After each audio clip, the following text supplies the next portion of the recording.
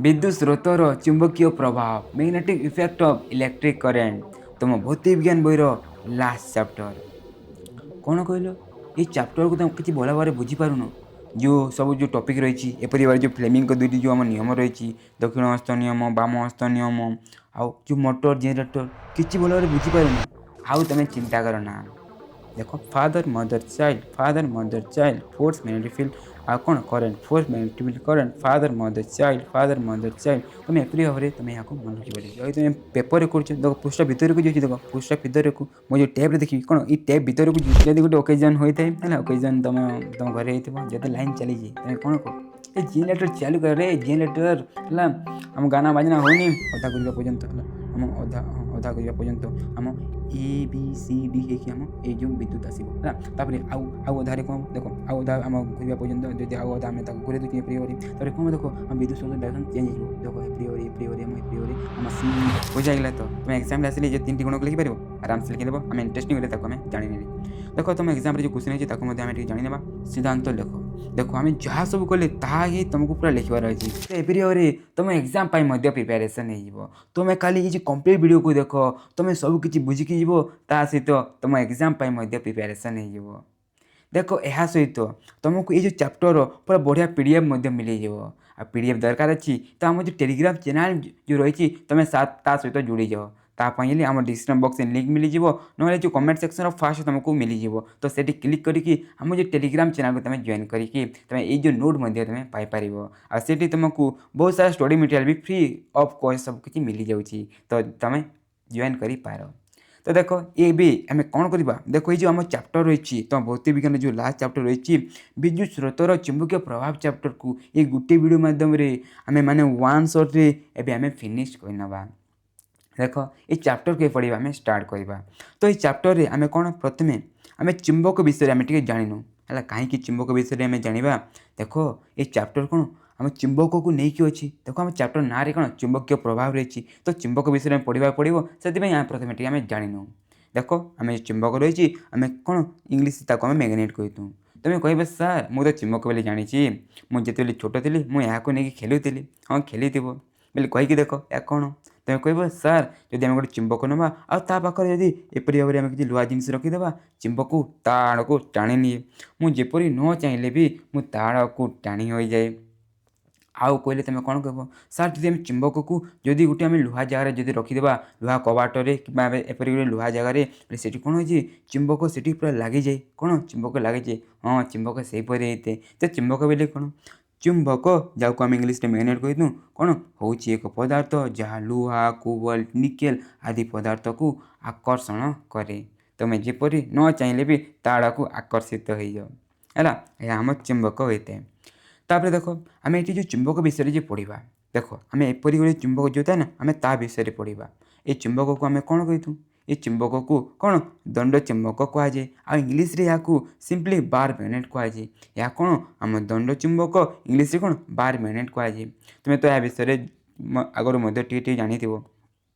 आम ये दंड चुंबक जो थाए तार कौन आम दुईटी मेरु थाए कौन आम दुईटी मेरु थाए गोटे आम उत्तर मेरु तो आ गोटे आम कौन दक्षिण मेरु आम नॉर्थ पोल एंड आम कौन आम साउथ पोल नॉर्थ पोल आ साउथ पोल है तुम तो जान आगर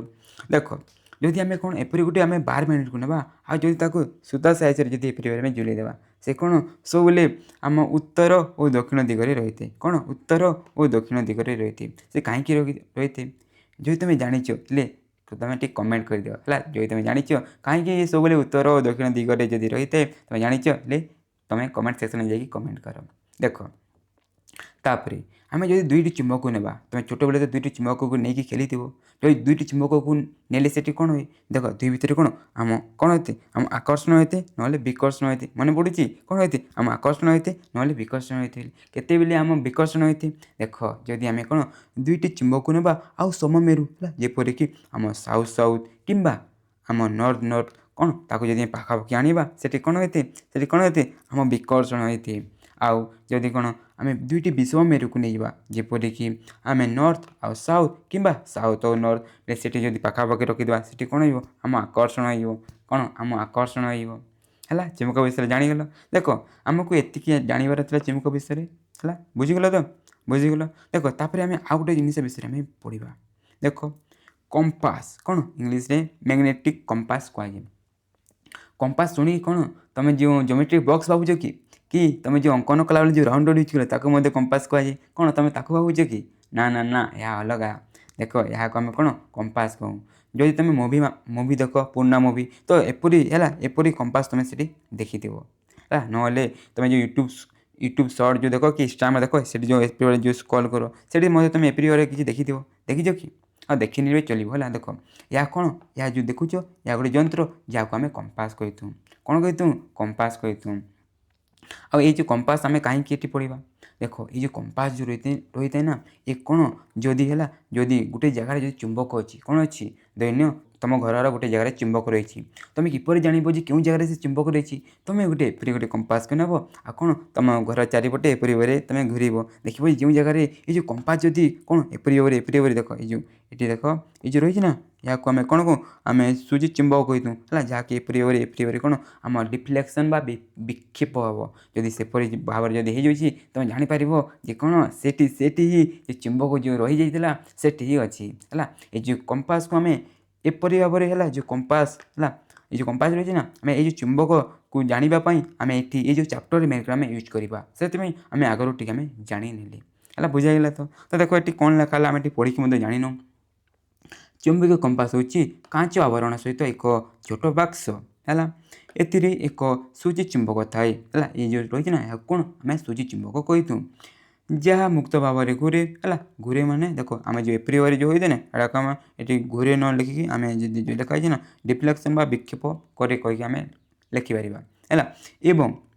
ସ୍ଥିର ହେଲେ କ'ଣ, ସେ ସବୁବେଳେ ଉତ୍ତର ଦକ୍ଷିଣ ଦିଗରେ ଆମ ସୂଚିତ ହୋଇଥାଏ। ଦେଖ ଯଦି ଗୋଟେ ଆମେ ଏପରି ଭାବରେ ଗୋଟେ କମ୍ପାସ୍କୁ ନେବା, ଆଉ ଯଦି ଆମେ ତାକୁ ସ୍ଥିର ଛାଡ଼ିଦେବା, ସେ ସବୁବେଳେ କ'ଣ ଉତ୍ତର ଓ ଦକ୍ଷିଣ ଦିଗରେ ସେ ରହିଥାଏ ହେଲା।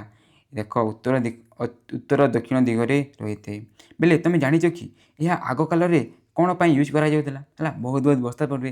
ଯେତେବେଳେ ଆମ ଦୁନିଆରେ କ'ଣ ଯେଉଁ ଗୁଗୁଲ୍ ମ୍ୟାପ୍ ରହିଛି, ଯେଉଁ GPS ରହିଛି, ତାହା ନଥିଲା, ସେତେବେଳେ ଏହାକୁ କ'ଣ ପାଇଁ ୟୁଜ୍ କରାଯାଉଥିଲା? ଦେଖ ଏହାକୁ ଦିଗ ନିର୍ଦ୍ଧାରଣ କରିବା ପାଇଁ ହେଲା। ଯଦି ଗୋଟେ ଜାଗାରୁ ଅନ୍ୟ ଜାଗାକୁ ଲୋକମାନେ ଯାଉଥିଲେ ହେଲା, କେଉଁ ଦିଗରେ ସେମାନେ ଯାଉଛନ୍ତି ତାକୁ ଜାଣିବା ପାଇଁ କ'ଣ ଏହାକୁ ୟୁଜ୍ କରାଯାଉଥିଲା। ଦେଖ ସବୁବେଳେ ଉତ୍ତର ଓ ଦକ୍ଷିଣ ଦିଗରେ ଏହା ରହିଯାଉଥାଏ, ସେଥିପାଇଁ ତାକୁ ୟୁଜ୍ କରିକି ସେମାନେ କରୁଥିଲେ। ଏବେ ତୁମ ମାଇଣ୍ଡରେ ଆସିବ ଯେ ଏଇ ଯେଉଁ କମ୍ପାସ୍ ଯେଉଁ ରହିଛି, ଦେଖ ଆମ କ'ଣ 4ଟି ଦିଗ ଅଛି, ତ ଏ 2ଟି ଦିଗରେ ସବୁବେଳେ କାହିଁକି ରହିଛି, ନର୍ଥ ଆଉ ସାଉଥରେ ହେଲା, କାହିଁକି ହୋଇଛି ଜାଣିଛ କି? ଦେଖ ଟିକେ ମନେ ରଖ ହେଲା। ଦେଖ ଆମ ଯେଉଁ ପୃଥିବୀ ରହିଛି ନା, ଦେଖ ପୃଥିବୀ ଭିତରେ ଆମ ଯେଉଁ ଦଣ୍ଡ ଚୁମ୍ବକ ପରି ଗୋଟେ ଆମ ଚୁମ୍ବକ ଥାଏ। ଏହାର କ'ଣ ଆମ 2ଟି ପୋଲ୍ ନର୍ଥ ଆଉ ସାଉଥ୍ ଥାଏ ଏପରି ଭାବରେ। ତ ଯେହେତୁ ଆମ ଥାଏ ଭିତରେ, ତ ସେଥିପାଇଁ ଦେଖ ଏହା ସହିତ ଆକର୍ଷିତ ହୋଇକି କ'ଣ ଆମ ସବୁବେଳେ କ'ଣ ନର୍ଥ ଓ ସାଉଥ୍ ଡାଇରେକ୍ସନ୍ରେ ସବୁବେଳେ ଆମ ସୂଚିତ କରିଥାଏ। ବୁଝାଇଲା ହେଲା। ଆଉ ଦେଖ ମୁଁ ଆଉ ଥରେ କହିଦେଉଛି ଯେ କ'ଣ ଏଇ କମ୍ପାସ୍କୁ ଆମେ ଏଇ ଚାପ୍ଟରରେ କିପରି ଭାବରେ ୟୁଜ୍ କରିବା। ଦେଖ ଏଇ ଚାପ୍ଟରରେ ମେନ୍ କରି ଏଇ କମ୍ପାସ୍କୁ କ'ଣ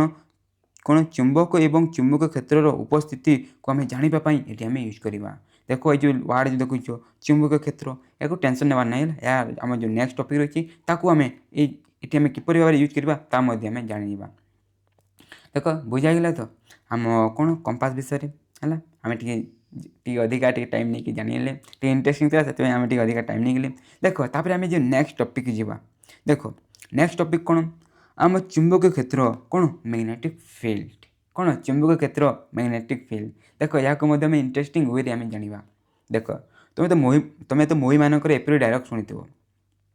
ये मेरा इलाका है, यहाँ मेरे परमिशन बिना एक परिंदा भी पर नहीं मार सकता। ଏପରି ଡାଇଲଗ୍ ତୁମେ ଗୁଣ୍ଡାମାନେ ଯେଉଁ ଥାଆନ୍ତି ନା ସେମାନେ କହିଥିବେ ହେଲା। ଦେଖ ଯେପରି ଆମ ଯେଉଁ ଗୁଣ୍ଡାମାନଙ୍କର ଗୋଟେ କ'ଣ ତାଙ୍କ ଇଲାକା ଥାଏ ହେଲା, କ'ଣ ତାଙ୍କ ଗୋଟେ କ୍ଷେତ୍ର ଥାଏ, କ'ଣ ଥାଏ ଗୋଟେ ଇଲାକା ବା ତାଙ୍କ କ୍ଷେତ୍ର ଥାଏ। ଆଉ ସେଠି ସେମାନେ ଜାଣି ଚାହାନ୍ତି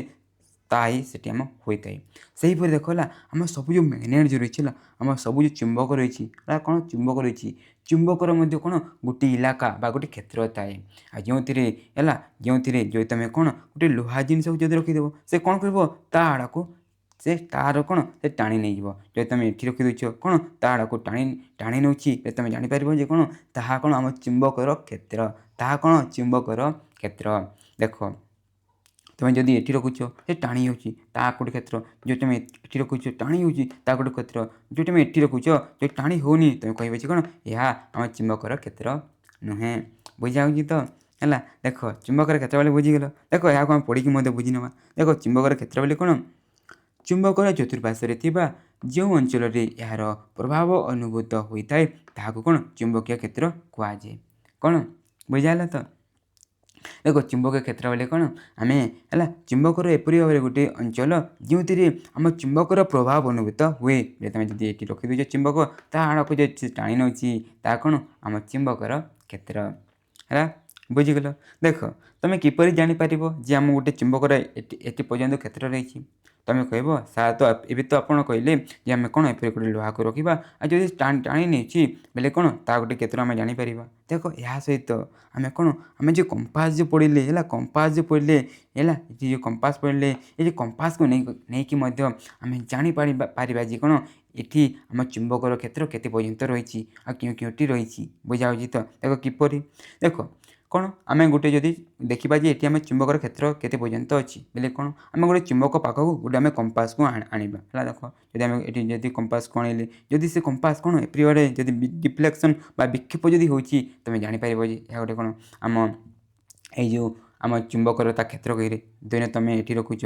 जदि हूँ एप्री डिफ्लेक्शन तुम जापर जदि ये तुम जापर ये ता गोटे क्षेत्र आज जो तुम ये रखुच जदि कौन जदि से आम कौन विक्षेप जदि होनी डिफ्लेक्शन होनी तुम कहीपर जे ये आम चुंबकर क्षेत्र नुहे है बुझीपार। तो आम एपरी भाव में कौन आम जो कौन कंपास साइज आम कौन आम चुंबकर क्षेत्र आम जापर। देख ए तो बुझीगल। तो देख यहाँ नहीं आम पचर किसी एक्टिविटी जो रही तुम एग्जाम जो आसी ताकू नहीं आमको करने पड़ो से तुमको बते देली आ गए तुम जिन ये मन रखी कौन आम जो चुंबक जो सॉरी आम जो कंपास जो रही है जदि कंपास को तुम है गोटे जगह जदि रखुच है जदि से बहुत सारा डिफ्लेक्शन हो बहुत बहुत एपरी बारे हो तुम कहीपर जे कौन ये आम चुंबकर जो प्रभाव रही कौन अधिक रही आदि तुम कौन गोटे एपरी जगह जदि रखुच है जदि देखुच कौन डिफ्लेक्शन बेसी होनी जस्ट एपरी है कम पूरा हो तुम कहीपर जे ये आम चुंबकर प्रभाव कौन आम कम रही बुझाईगला। तो है देख आम चुंबकर क्षेत्र को आम इंटरेस्टिंग वे बुझीने बुझीगल। देख तापर आम जो नेक्स्ट टॉपिक यहाँ नहीं अच्छी जहाँकि तुम एग्जाम इम्पोर्टाट कहीं ये टॉपिक को लेकिन तुम एग्जाम रे है बड़ा क्वेश्चन आसी जाइए। देख मुझे क्वेश्चन तुमको देखिए दूसरी देख 2025 आसी जाइए 2019 आसी बहुत इजी जहाँ भी आराम से तुम बुझी नेब। देख आम नेक्स्ट टॉपिक कौन चुंबकीय क्षेत्र रेखा मैग्नेटिक फील्ड लाइन कौन चुंबकीय क्षेत्र रेखा मैग्नेटिक फील्ड लाइन्स। देख ये जो वार्ड तो तुम जापर देख ये कौन है चुंबकीय क्षेत्र जे आम प्रथम पढ़ले ता लिखाई आप लास्ट कौन सिंपली आम रेखा लगी कौन चुंबक क्षेत्र लास्ट कौन आम रेखा लगी या माने कौन देख आम पढ़ले कौन जब आम गोटे चुंबक ना चुंबकर गोटे कौन आम गोटे क्षेत्र रही है कौन गोटे देख कौन आम क्षेत्र रही है आ से क्षेत्र जो रही है से क्षेत्र को आम कौन एपरी लाइन है देख एपरी जो लाइन जो अच्छी रेखा हिसाब से आम देखी है एपरी एपरी रेखा हिसाब से आम देखी एक्चुअली देखिबारे आमको जदि गोटे चुंबक ना प्लस डायरेक्टली जना पड़ोनी है यह काल्पनिक कौन यह आम काल्पनिक एपरी भाव में आम होता है बुझा हो। तो देख आम चुंबकीय क्षेत्र रेखा बोले कौन आम जो चुंबक जो रही चुंबकर जे कौन आम जो प्रभाव रही ताकू जदि आम एपरी भाव जब लाइन आम देखाऊँ ताकू आम कौन कह चुंबकीय आम क्षेत्र रेखा कहीतु मैग्नेटिक फील्ड लाइन आम कहीतु बुझागला। तो देख ये कौन लिखा चुंबकीय क्षेत्र में चुंबकर प्रभाव अनुभूत होता अंचल में जो सब काल्पनिक रेखा गुड़िक सजा हुए से गुड़ी कौन है से रेखा गुड़ी कौन आम चुंबकीय क्षेत्र रेखा कही था बुझागला है बुझागला। तो देख तुम बुझीगल। तो आम यहाँ किपर प्रमाण करवा जे कौन ये आम एपरी भाव में आम रेखा रही देख तापाइले तो आम बही में एपरी गोटे देख चित्र दिखाई देख आम जदि कौन करवा जदि आम कौन गोटे एपरी भाव में आम जो A4 साइज जो पेपर थाए ना कौन A4 साइज जो पेपर थाए तुम जो प्रोजेक्ट कर है सेपरी गोटे पेपर को जब आम नहीं जावा आठी कौन आम मझे गोटे कौन एपरी भाव में आम दंड चुंबक को रखीदेवा तापर आम कौन करवा कि लुहा गुंड है किसी लुहा गुंड आणिकी पूरा आम एपरी भाव सामान भाव में सबुआड़े बिछेदेवा है देख सबुआड़े बिछेदेवा बिछेला आम कौन से एपरी भाव में सबुआड़े कौन आम टैप टैप टैप करवा किसी टाइम बाद तुम देखो कौन ये लुहा गुंड गुड़ी कौन एपरी भाव में आम अरेंज हो कौन हो एपरी भाव में अरेंज हो ଆଉ ଦେଖ ହେଲା ଯେଉଁ ଏରେଞ୍ଜ ଦେଖ ଆମେ ଦେଖିବା ପୁରା ଏପ୍ରି ରେଖା ବଗେରେ ଦେଖ ଆମକୁ ଜଣାପଡ଼ୁଛି ହେଲା, ଜଣାପଡ଼ୁଛି ଦେଖ ଏପ୍ରି ଓରେ ଦେଖ ଏପ୍ରି ଓରେ ହେଇକି ଆମ ରେଖା ପରି ଜଣାପଡ଼ୁଛି। ତ ହେଲା ଏରୁ ଆମେ ଜାଣିପାରିବା ଯେ କ'ଣ ଆମ ଚୁମ୍ବକର ଯେଉଁ କ୍ଷେତ୍ର ରହିଛି ତାହା କ'ଣ ଏପରି ଆମ ରେଖା ପରି ହୋଇଥାଏ। ଆଉ ଏ ରେଖା ଗୁଡ଼ିକ କ'ଣ କହିଥାଉ ଆମେ ସିମ୍ପଲି ଚୁମ୍ବକୀୟ କ୍ଷେତ୍ର ରେଖା କହିଥାଉ। ବୁଝିଯାଇଗଲା। ଦେଖ ଏହା ତ ତୁମେ ବୁଝିଗଲ ହେଲା, ବୁଝିଗଲ ତ। ଦେଖ ତାପରେ ତୁମେ ଏକ୍ଜାମ୍ରେ କ'ଣ କର ଏଇ ଯେଉଁ ଚୁମ୍ବକ ଯେଉଁ କ୍ଷେତ୍ର ରେଖା ରହିଛି ତା'ର କିଛି ଯେଉଁ ଗୁଣ ରହିଛି ତା ତୁମ ଏକ୍ଜାମ୍ରେ ଆସିଯାଏ। କ'ଣ ଆମ 3ଟି ଗୁଣ ରହିଛି ଆଉ ଏଇ ଯେଉଁ 3ଟି ଗୁଣକୁ ନେଇକି ତୁମେ ଏକ୍ଜାମ୍ରେ କ୍ୱେଶ୍ଚିନ୍ ଆସିଛି। ଦେଖ 3ଟି ଗୁଣ କହିବ କ'ଣ, ଦେଖ 3ଟି ଗୁଣ ତ ଦେଖ ଭଲ ଭାବରେ ବୁଝିବ ଆରାମସେ, ମୁଁ ତୁମକୁ ବୁଝେଇଦେବି ଆରାମସେ ଇଣ୍ଟରେଷ୍ଟିଂ ୱେ, ଆଉ ତୁମେ ମଧ୍ୟ ଆରାମସେ ଏକ୍ଜାମ୍ରେ ଲେଖିକି ତୁମେ ଆସିପାରିବ। ତ ଦେଖ ଚୁମ୍ବକୀୟ କ୍ଷେତ୍ର ରେଖାର ଆମ ଯେଉଁ ଗୁଣ ହେଲା, ଫାର୍ଷ୍ଟ ଗୁଣ କ'ଣ, ଚୁମ୍ବକୀୟ କ୍ଷେତ୍ର ରେଖା ହେଲା ଚୁମ୍ବକୀୟ କ୍ଷେତ୍ରରେ ରେଖା ଗୁଡ଼ିକ ଅବିଚ୍ଛିନ୍ନ ଓ ମୁଦିତ। ଦେଖ ଆମ ଯେଉଁ ହେଲା ଚୁମ୍ବକୀୟ ଯେଉଁ କ୍ଷେତ୍ର ରେଖା ଗୁଡ଼ିକ ଯେଉଁ ରହିଛି ତାହା କ'ଣ ଆମ ଅବିଚ୍ଛିନ୍ନ, ଦେଖ ଏପ୍ରିୟରେ ଆମେ ବିଛେଇ ହେଇଛି ଆଉ ତା ସହିତ କ'ଣ ମୁଦିତ। ଏ କ'ଣ ଏପ୍ରିୟରେ ଯଦି ଆମେ ପୁରା ଗୋଟେ ସାର୍କିଲ୍ ପୁରା ଏପ୍ରିୟରେ ଆମେ କ'ଣ ଆମ ପୁରା ଆମ କମ୍ପ୍ଲିଟ୍ ହୋଇଥାଏ। ବୁଝାଇଗଲା ତ। ଆଉ ହେଲା ମନେ ରଖିଥିବ ଆମ ଚୁମ୍ବକର ଯେଉଁ କ୍ଷେତ୍ର ରେଖା ରହିଛି ତାର କ'ଣ ଗୋଟେ ଆମ ଦିଗ ଥାଏ, କ'ଣ ଥାଏ ତାର ଗୋଟେ ଆମ ଦିଗ ଥାଏ। ଆମ ଚୁମ୍ବକର ଯେଉଁ କ୍ଷେତ୍ର ରେଖା ରହିଥାଏ ତାର ଗୋଟେ କ'ଣ ଆମ ଦିଗ ଥାଏ। ଯଦି ଆମେ ଦେଖିବା ହେଲା ଆମେ ଯେଉଁ ଚୁମ୍ବକର ବାହାରେ ଦେଖିବା ହେଲା, ଚୁମ୍ବକର ବାହାରେ ଦେଖ ଆମ ଚୁମ୍ବକ ଆମ ଏଇ ଯେଉଁ ବାହାରେ ଯଦି ଦେଖିବା ଚୁମ୍ବକର ବାହାରେ କ'ଣ ଆମ କ୍ଷେତ୍ର ରେଖା ଗୁଡ଼ିକର ତା ଡାଇରେକ୍ସନ୍ କ'ଣ, ଦେଖ ଆମ ସବୁବେଳେ ନର୍ଥ ଟୁ ସାଉଥ୍ ଥାଏ, ଉତ୍ତର ଟୁ ଦକ୍ଷିଣ ଥାଏ, ଉତ୍ତର ଟୁ ଦକ୍ଷିଣ ଥାଏ। ଦେଖ ଏଠି ମଧ୍ୟ ସବୁ ଦେଖା ହେଇଛି ହେଲା, ଏପରି ଭାବରେ ଆମ ଥାଏ। ଆଉ ଯଦି ଆମେ କ'ଣ ଚୁମ୍ବକର ଯଦି ଭିତରେ ଦେଖିବା କ'ଣ ଚୁମ୍ବକର ଭିତରେ ଦେଖିବା ତାହା ଜଷ୍ଟ ଓଲଟିଆ ଥାଏ। ଦେଖ ଆମ ଯେଉଁ କ୍ଷେତ୍ର ରେଖା ଗୁଡ଼ିକ ଏପରି ଭାବରେ ଆସିକି ଏପରି ଭାବରେ ଆମ ଏପରି ହେଇଥାଏ, ଏପରି ଭାବରେ ଆସିକି ଆମ ଏପରି ଭାବରେ ଆମ ଏପରି ଭାବରେ ହେଇଥାଏ। ଦେଖ ଯଦି ଆମେ ଭିତରେ ଦେଖିବା ଦେଖ ଆମ ସାଉଥ୍ ଟୁ କ'ଣ ହେଲା ଆମ ନର୍ଥ ହେଲା, ଦକ୍ଷିଣ ଟୁ କ'ଣ ହେଲା ଆମ ଉତ୍ତର ହେଇଗଲା। ହେଲେ ଭିତରେ କ'ଣ ଆମ ଦକ୍ଷିଣ ଟୁ ଉତ୍ତର ଆଉ ବାହାରେ କ'ଣ ଆମ ଉତ୍ତର ଟୁ ଆମ ଦକ୍ଷିଣ ହୋଇଥାଏ। କ'ଣ ଆମ ଚୁମ୍ବକୀୟ କ୍ଷେତ୍ର ରେଖାର ଆମ ଡାଇରେକ୍ସନ୍ ତା ଦିଗ। ବୁଝିଲା ତ। ଦେଖ ଏହାକୁ ତୁମେ କିପରି ଜାଣିପାରିବ ଯେ ଆମ ଦିଗ ଆମ ଏପରି ଭାବରେ ରହିଛି। ଦେଖ ତାକୁ ଜାଣିବା ପାଇଁ ଆମେ ଯେ କମ୍ପାସ୍ ଯେଉଁ ପଢ଼ିଲେ କ'ଣ ପଢ଼ିଲେ ଯେଉଁ କମ୍ପାସ୍ ଆଗରୁ ଯେଉଁ ପଢ଼ିଛୁ ହେଲା, ଦେଖ ତୁମେ କ'ଣ କରିବ ଯଦି ତୁମେ ଏଠି ଗୋଟେ କମ୍ପାସ୍କୁ ଆଣିବ, କ'ଣ ଆଣିବ ଯଦି ତୁମେ ଏଠି ଗୋଟେ କମ୍ପାସ୍କୁ ଆଣିବ ବୋଲେ ଦେଖ ତା'ର ଯେଉଁ ସୂଚୀ ରହିଛି ହେଲା, ଭିତରେ ଯେଉଁ ସୂଚୀ ଚୁମ୍ବକ ଯେଉଁ ସୂଚୀ ରହିଛି ତା କ'ଣ ସବୁବେଳେ ଆମ ଏଇ ଯେଉଁ ହେଲା ଏଇ ଯେଉଁ ଡାଇରେକ୍ସନ୍ ଯେଉଁ ରହିଛି ନା ଏପରି ଭାବରେ ଯେଉଁ ରହିଛି ଆମ ଏପରି ଭାବରେ ହେଇଯିବ। ତୁମେ ଯଦି ଏଠି ରଖିବ ଦେଖ ଏହା ଆମ ଯେଉଁ ନର୍ଥ ଟୁ ସାଉଥ୍ ଦେଖ ହେଲା, ଏହା ଆମ ନର୍ଥ ଏହା ଆମ ସାଉଥ୍, ଦେଖ ଆମ ଏପରି ଭାବରେ ଯେଉଁ ଆସିଛି ତୁମେ ସେପରି ଭାବରେ ହେଇଯିବ। ତାପରେ ଯଦି ତୁମେ ଦେଖିବ ଏପରି ଭାବରେ ହେଇଯିବ, ଏଠି ଆମ କ'ଣ ରହିଯିବ ନର୍ଥ ରହିଯିବ, ଏଠି ଆମ ସାଉଥ୍ ରହିଯିବ। ତ ଏପରି ଭାବରେ ଆମେ ଯେଉଁ କମ୍ପାସ୍ ବା ଆଉ କମ୍ପାସ୍ର ଯେଉଁ ସୂଚୀକୁ ନେଇକି ଆମେ କ'ଣ ଏହାର ଆମେ ଡାଇରେକ୍ସନ୍ ମଧ୍ୟ ଆମେ ଜାଣିଥାଉ ଯେ ନର୍ଥ ଟୁ ସାଉଥ୍ ଟୁ ଆମ ଯାଇଥାଏ। ବୁଝାଇଲା ତ, ବୁଝାଇଲା ଇଣ୍ଟରେଷ୍ଟିଂରେ। ଚାଲ ତାପରେ ଆମ ଆଉ ଗୋଟେ ଯେଉଁ ସେକେଣ୍ଡ ଗୁଣ ଅଛି ତାକୁ ଦେଖିବା। ଦେଖ ସେକେଣ୍ଡ ଗୁଣ କ'ଣ କହିଲା, ଚୁମ୍ବକୀୟ କ୍ଷେତ୍ରରେ ଆପେକ୍ଷିକ ସାମର୍ଥ୍ୟ କ୍ଷେତ୍ର ରେଖା ଗୁଡ଼ିକ ଘନତ୍ୱ ଉପରେ ନିର୍ଭର କରେ। ଦେଖ ଆମ ଚୁମ୍ବକର ଯେଉଁ କ୍ଷେତ୍ରର ଯେଉଁ ଆମ ସାମର୍ଥ୍ୟ ରହିଛି, ମାନେ କେଉଁଠାରେ ଚୁମ୍ବକର ଦବଦବା ଅଧିକା ରହିଛି ତା ପ୍ରଭାବ ଅଧିକା ରହିଛି ଆଉ କେଉଁଠାରେ ଆମ କମ୍ ରହିଛି ତାକୁ ଜାଣିବା ପାଇଁ ହେଲେ ହେଲା କ'ଣ ଆମ ଚୁମ୍ବକର ଯେଉଁ ପ୍ରଭାବ ବୋଲେ ଯଦି ତା ପାଖ ରଖିଦେଉଛ ଜୋରକୁ ଟାଣି ନେଇଯିବ, ଯଦି ଟିକେ ଦୂରରେ ରଖୁଛ ତା ପ୍ରଭାବ ଟିକେ କମ୍ ଥାଏ ନା। ତ ସେପରି ଭାବରେ ଯେଉଁ ରହିଛି ତାହା କ'ଣ ଏଇ ଯେଉଁ କ୍ଷେତ୍ର ରେଖାର କ'ଣ ଆମେ ଯେଉଁ କ୍ଷେତ୍ର ରେଖା ଯେଉଁ ପଢ଼ିଲେ ଚୁମ୍ବକର ତା'ର ଘନତ୍ୱ ଉପରେ କ'ଣ ଆମ ଯେଉଁ ଘନତ୍ୱ ଉପରେ ଆମର ନିର୍ଭର କରେ। ତା ମାନେ କ'ଣ ଦେଖିବ ତୁମେ ଯେଉଁଠାରେ ଅଧିକ ଆମ କ୍ଷେତ୍ର ରେଖା ରହିଛି ସେଠି କ'ଣ ଏହାର ପ୍ରଭାବ ଅଧିକ ଥିବ ହେଲା। ବୁଝାହେଲା ତ। ଦେଖ ଏଠି ତୁମେ ଆଉ ଗୋଟେ କ'ଣ ତୁମେ ମନେ ରଖିପାରିବ। ଦେଖ ଯଦି ଆମ ଚୁମ୍ବକୀୟ କ୍ଷେତ୍ର ରେଖା ଯଦି ଆମ ପାଖାପାଖି ଥିବେ କ'ଣ ଥିବେ ଆମ ପାଖାପାଖି ଥିବେ ବେଲେ ତା ଘନତ୍ୱ କ'ଣ ଥିବ ଆମ ଅଧିକ ଥିବ, ବେଲେ ସେଠି କ'ଣ ଆମ ଚୁମ୍ବକୀୟ କ୍ଷେତ୍ର ଶକ୍ତିଶାଳୀ ହୋଇଥାଏ। ତା'ମାନେ କ'ଣ ସେଠି ଆମ ଅଧିକ ପ୍ରଭାବ ଦେଖିବାକୁ ଆମକୁ ମିଳିଥାଏ। ଆଉ ତାପରେ ଯଦି ତୁମେ ଦେଖୁଛ କ'ଣ ଆମ ଯେଉଁ କ'ଣ ଚୁମ୍ବକୀୟ କ୍ଷେତ୍ର ରେଖା ଦୂରତା ହେଲା, ଦେଖ ଦୁଇଟି ଭିତରେ ଦେଖିବା ଦୂରତା ଦେଖ ଆମ ଅଧିକା ରହିଲା। ବୋଲେ ଯଦି ତୁମେ ସେପରି ଭାବରେ ଯଦି ତୁମେ ଗୋଟେ ନେବ ହେଲା ସେପରି ଜାଗାରେ ତୁମେ ଦେଖିବ, ଦେଖ ଏଠି ଦେଖିବ ହେଲେ ଆମ ରେଖା ଗୁଡ଼ିକ ଦୂରତା ଅଧିକା ରହିଲା ମାନେ ଆମ ଘନତ୍ୱ କ'ଣ ରହିଲା ଆମ କମ୍ ରହିଲା, ବେଲେ ସେଠି କ'ଣ ଏ ଚୁମ୍ବକର ପ୍ରଭାବ ଆମକୁ କମ୍ ଦେଖିବାକୁ ମିଳିଥାଏ ହେଲା। ଚୁମ୍ବକର କ୍ଷେତ୍ର କ'ଣ ସେଠି ଆମ ଦୁର୍ବଳ ହୋଇଯାଇଥାଏ। ବୁଝାଇଗଲା ତ। ଦେଖ ସେକେଣ୍ଡ ବୁଝିଗଲ ତ। ଆଉ ତୁମକୁ ଯଦି ମୁଁ ପଚାରିବି ତୁମେ କିପରି ଜାଣିପାରିବ ଯେ ଆଉ ଗୋଟେ ହିସାବରେ ତୁମେ କିପରି ଜାଣିପାରିବ ଯେ କ'ଣ ଏଠି ଆମ ଚୁମ୍ବକର ଆମ ଯେଉଁ କ'ଣ କି ତାର ଯେଉଁ କ'ଣ ତାର ପ୍ରଭାବ ଅଧିକ ଅଛି। ଦେଖ ତୁମେ ତାକୁ ଜାଣିବା ପାଇଁ ଗୋଟେ କମ୍ପାସକୁ ନେଇକି ମଧ୍ୟ ତୁମେ ଜାଣିପାରିବ। ଦେଖ ଯଦି ତୁମେ ଗୋଟେ କମ୍ପାସ କ'ଣ ଆଣୁଛ ଏଠି ଯଦି ରଖୁଛ, ଦେଖ ଯଦି ସେ କ'ଣ ବହୁତ ଭାବରେ ଏପରି ଯଦି ଡିଫ୍ଲେକ୍ସନ୍ ହେଉଛି, ବହୁତ ଜୋର ଡିଫ୍ଲେକ୍ସନ୍ ହେଉଛି, ତୁମେ କହିପାରିବ ଯେ ସେଠି କ'ଣ ଆମ ଚୁମ୍ବକର ପ୍ରଭାବ ଅଧିକ ରହିଛି। ଆଉ ଯଦି ତୁମେ ଏପରି ଜାଗାରେ ରଖୁଛ ଯେଉଁଠି ଆମ ଡିଫ୍ଲେକ୍ସନ୍ କମ୍ ହେଉଛି, ତୁମେ କହିବ ଯେ କ'ଣ ସେଠି ଆମ ଡିଫ୍ଲେକ୍ସନ୍ କମ୍ ହେଉଛି, ଯେହେତୁ କ'ଣ ଆମ ଚୁମ୍ବକର ପ୍ରଭାବ କମ୍ ରହିଛି। ବୁଝାହେଲା ତ? ଦେଖ ତାପରେ ଆମର ଯେଉଁ ସି ତାକୁ ମଧ୍ୟ ବୁଝିବା। ଟିକେ ମୁଁ ଅଧିକା ଟାଇମ୍ ନେଇକି ତୁମକୁ କହିଦେଉଛି ଯେ ଚାଲିଗଲା, ଟିକେ ଇଣ୍ଟରେଷ୍ଟିଂ କରି ବୁଝିପାରୁଛ ତ? ଦେଖ ତାପରେ ଆମର ଯେଉଁ ସି ହେଲା, ସି କ'ଣ ଦୁଇଟି ଚୁମ୍ବକ କ୍ଷେତ୍ରରେଖା ପରସ୍ପରକୁ କ'ଣ ଛେଦ କରନ୍ତି ନାହିଁ। ହେଲା ଦେଖ ଆମ ଦେଖିବାରେ କ'ଣ ଏଇ ରେଖା ଗୁଡ଼ିକ ହେଲା ତାଙ୍କ ବାଟରେ ସମସ୍ତଙ୍କ ଅଲଗା ଅଲଗା ଆମ ଡାଇରେକ୍ସନ୍ ବା ଏପରି ଭାବରେ ଥାଏ। ଦୁଇଟି ରେଖା କେବେ କ'ଣ ଆମେ ଛେଦ କରନ୍ତିନି, କ'ଣ କେବେ ଆମେ ଛେଦ କରନ୍ତିନି। ଆଉ ଯଦି ସେମାନେ ଛେଦ କରୁଥାନ୍ତି କ'ଣ ହେତା ଦେଖ ବୁଝିଗଲା। ଦେଖ ଦେନେ ଏହା ଗୋଟେ ଆମ କ'ଣ ଚୁମ୍ବକ କ୍ଷେତ୍ରରେଖା, ଦେନେ ଏହା ଗୋଟେ ଚୁମ୍ବକ କ୍ଷେତ୍ରରେଖା ଧରିନିଅ ହେଲା, ଏ ଦୁଇଟା କ'ଣ ଗୋଟେ ଜାଗାରେ ଛେଦ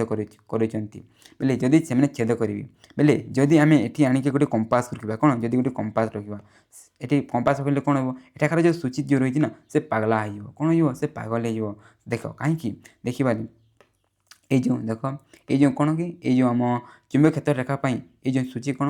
ଏପରି ହେବା ପାଇଁ ଚାହିଁବ। ଆଉ ଯଦି ଆମେ ଦେଖିବା ଏଇ ଯେଉଁ ହେଲା, ଯଦି ଦେଖିବା ଏଇ ଯେଉଁ ଆମ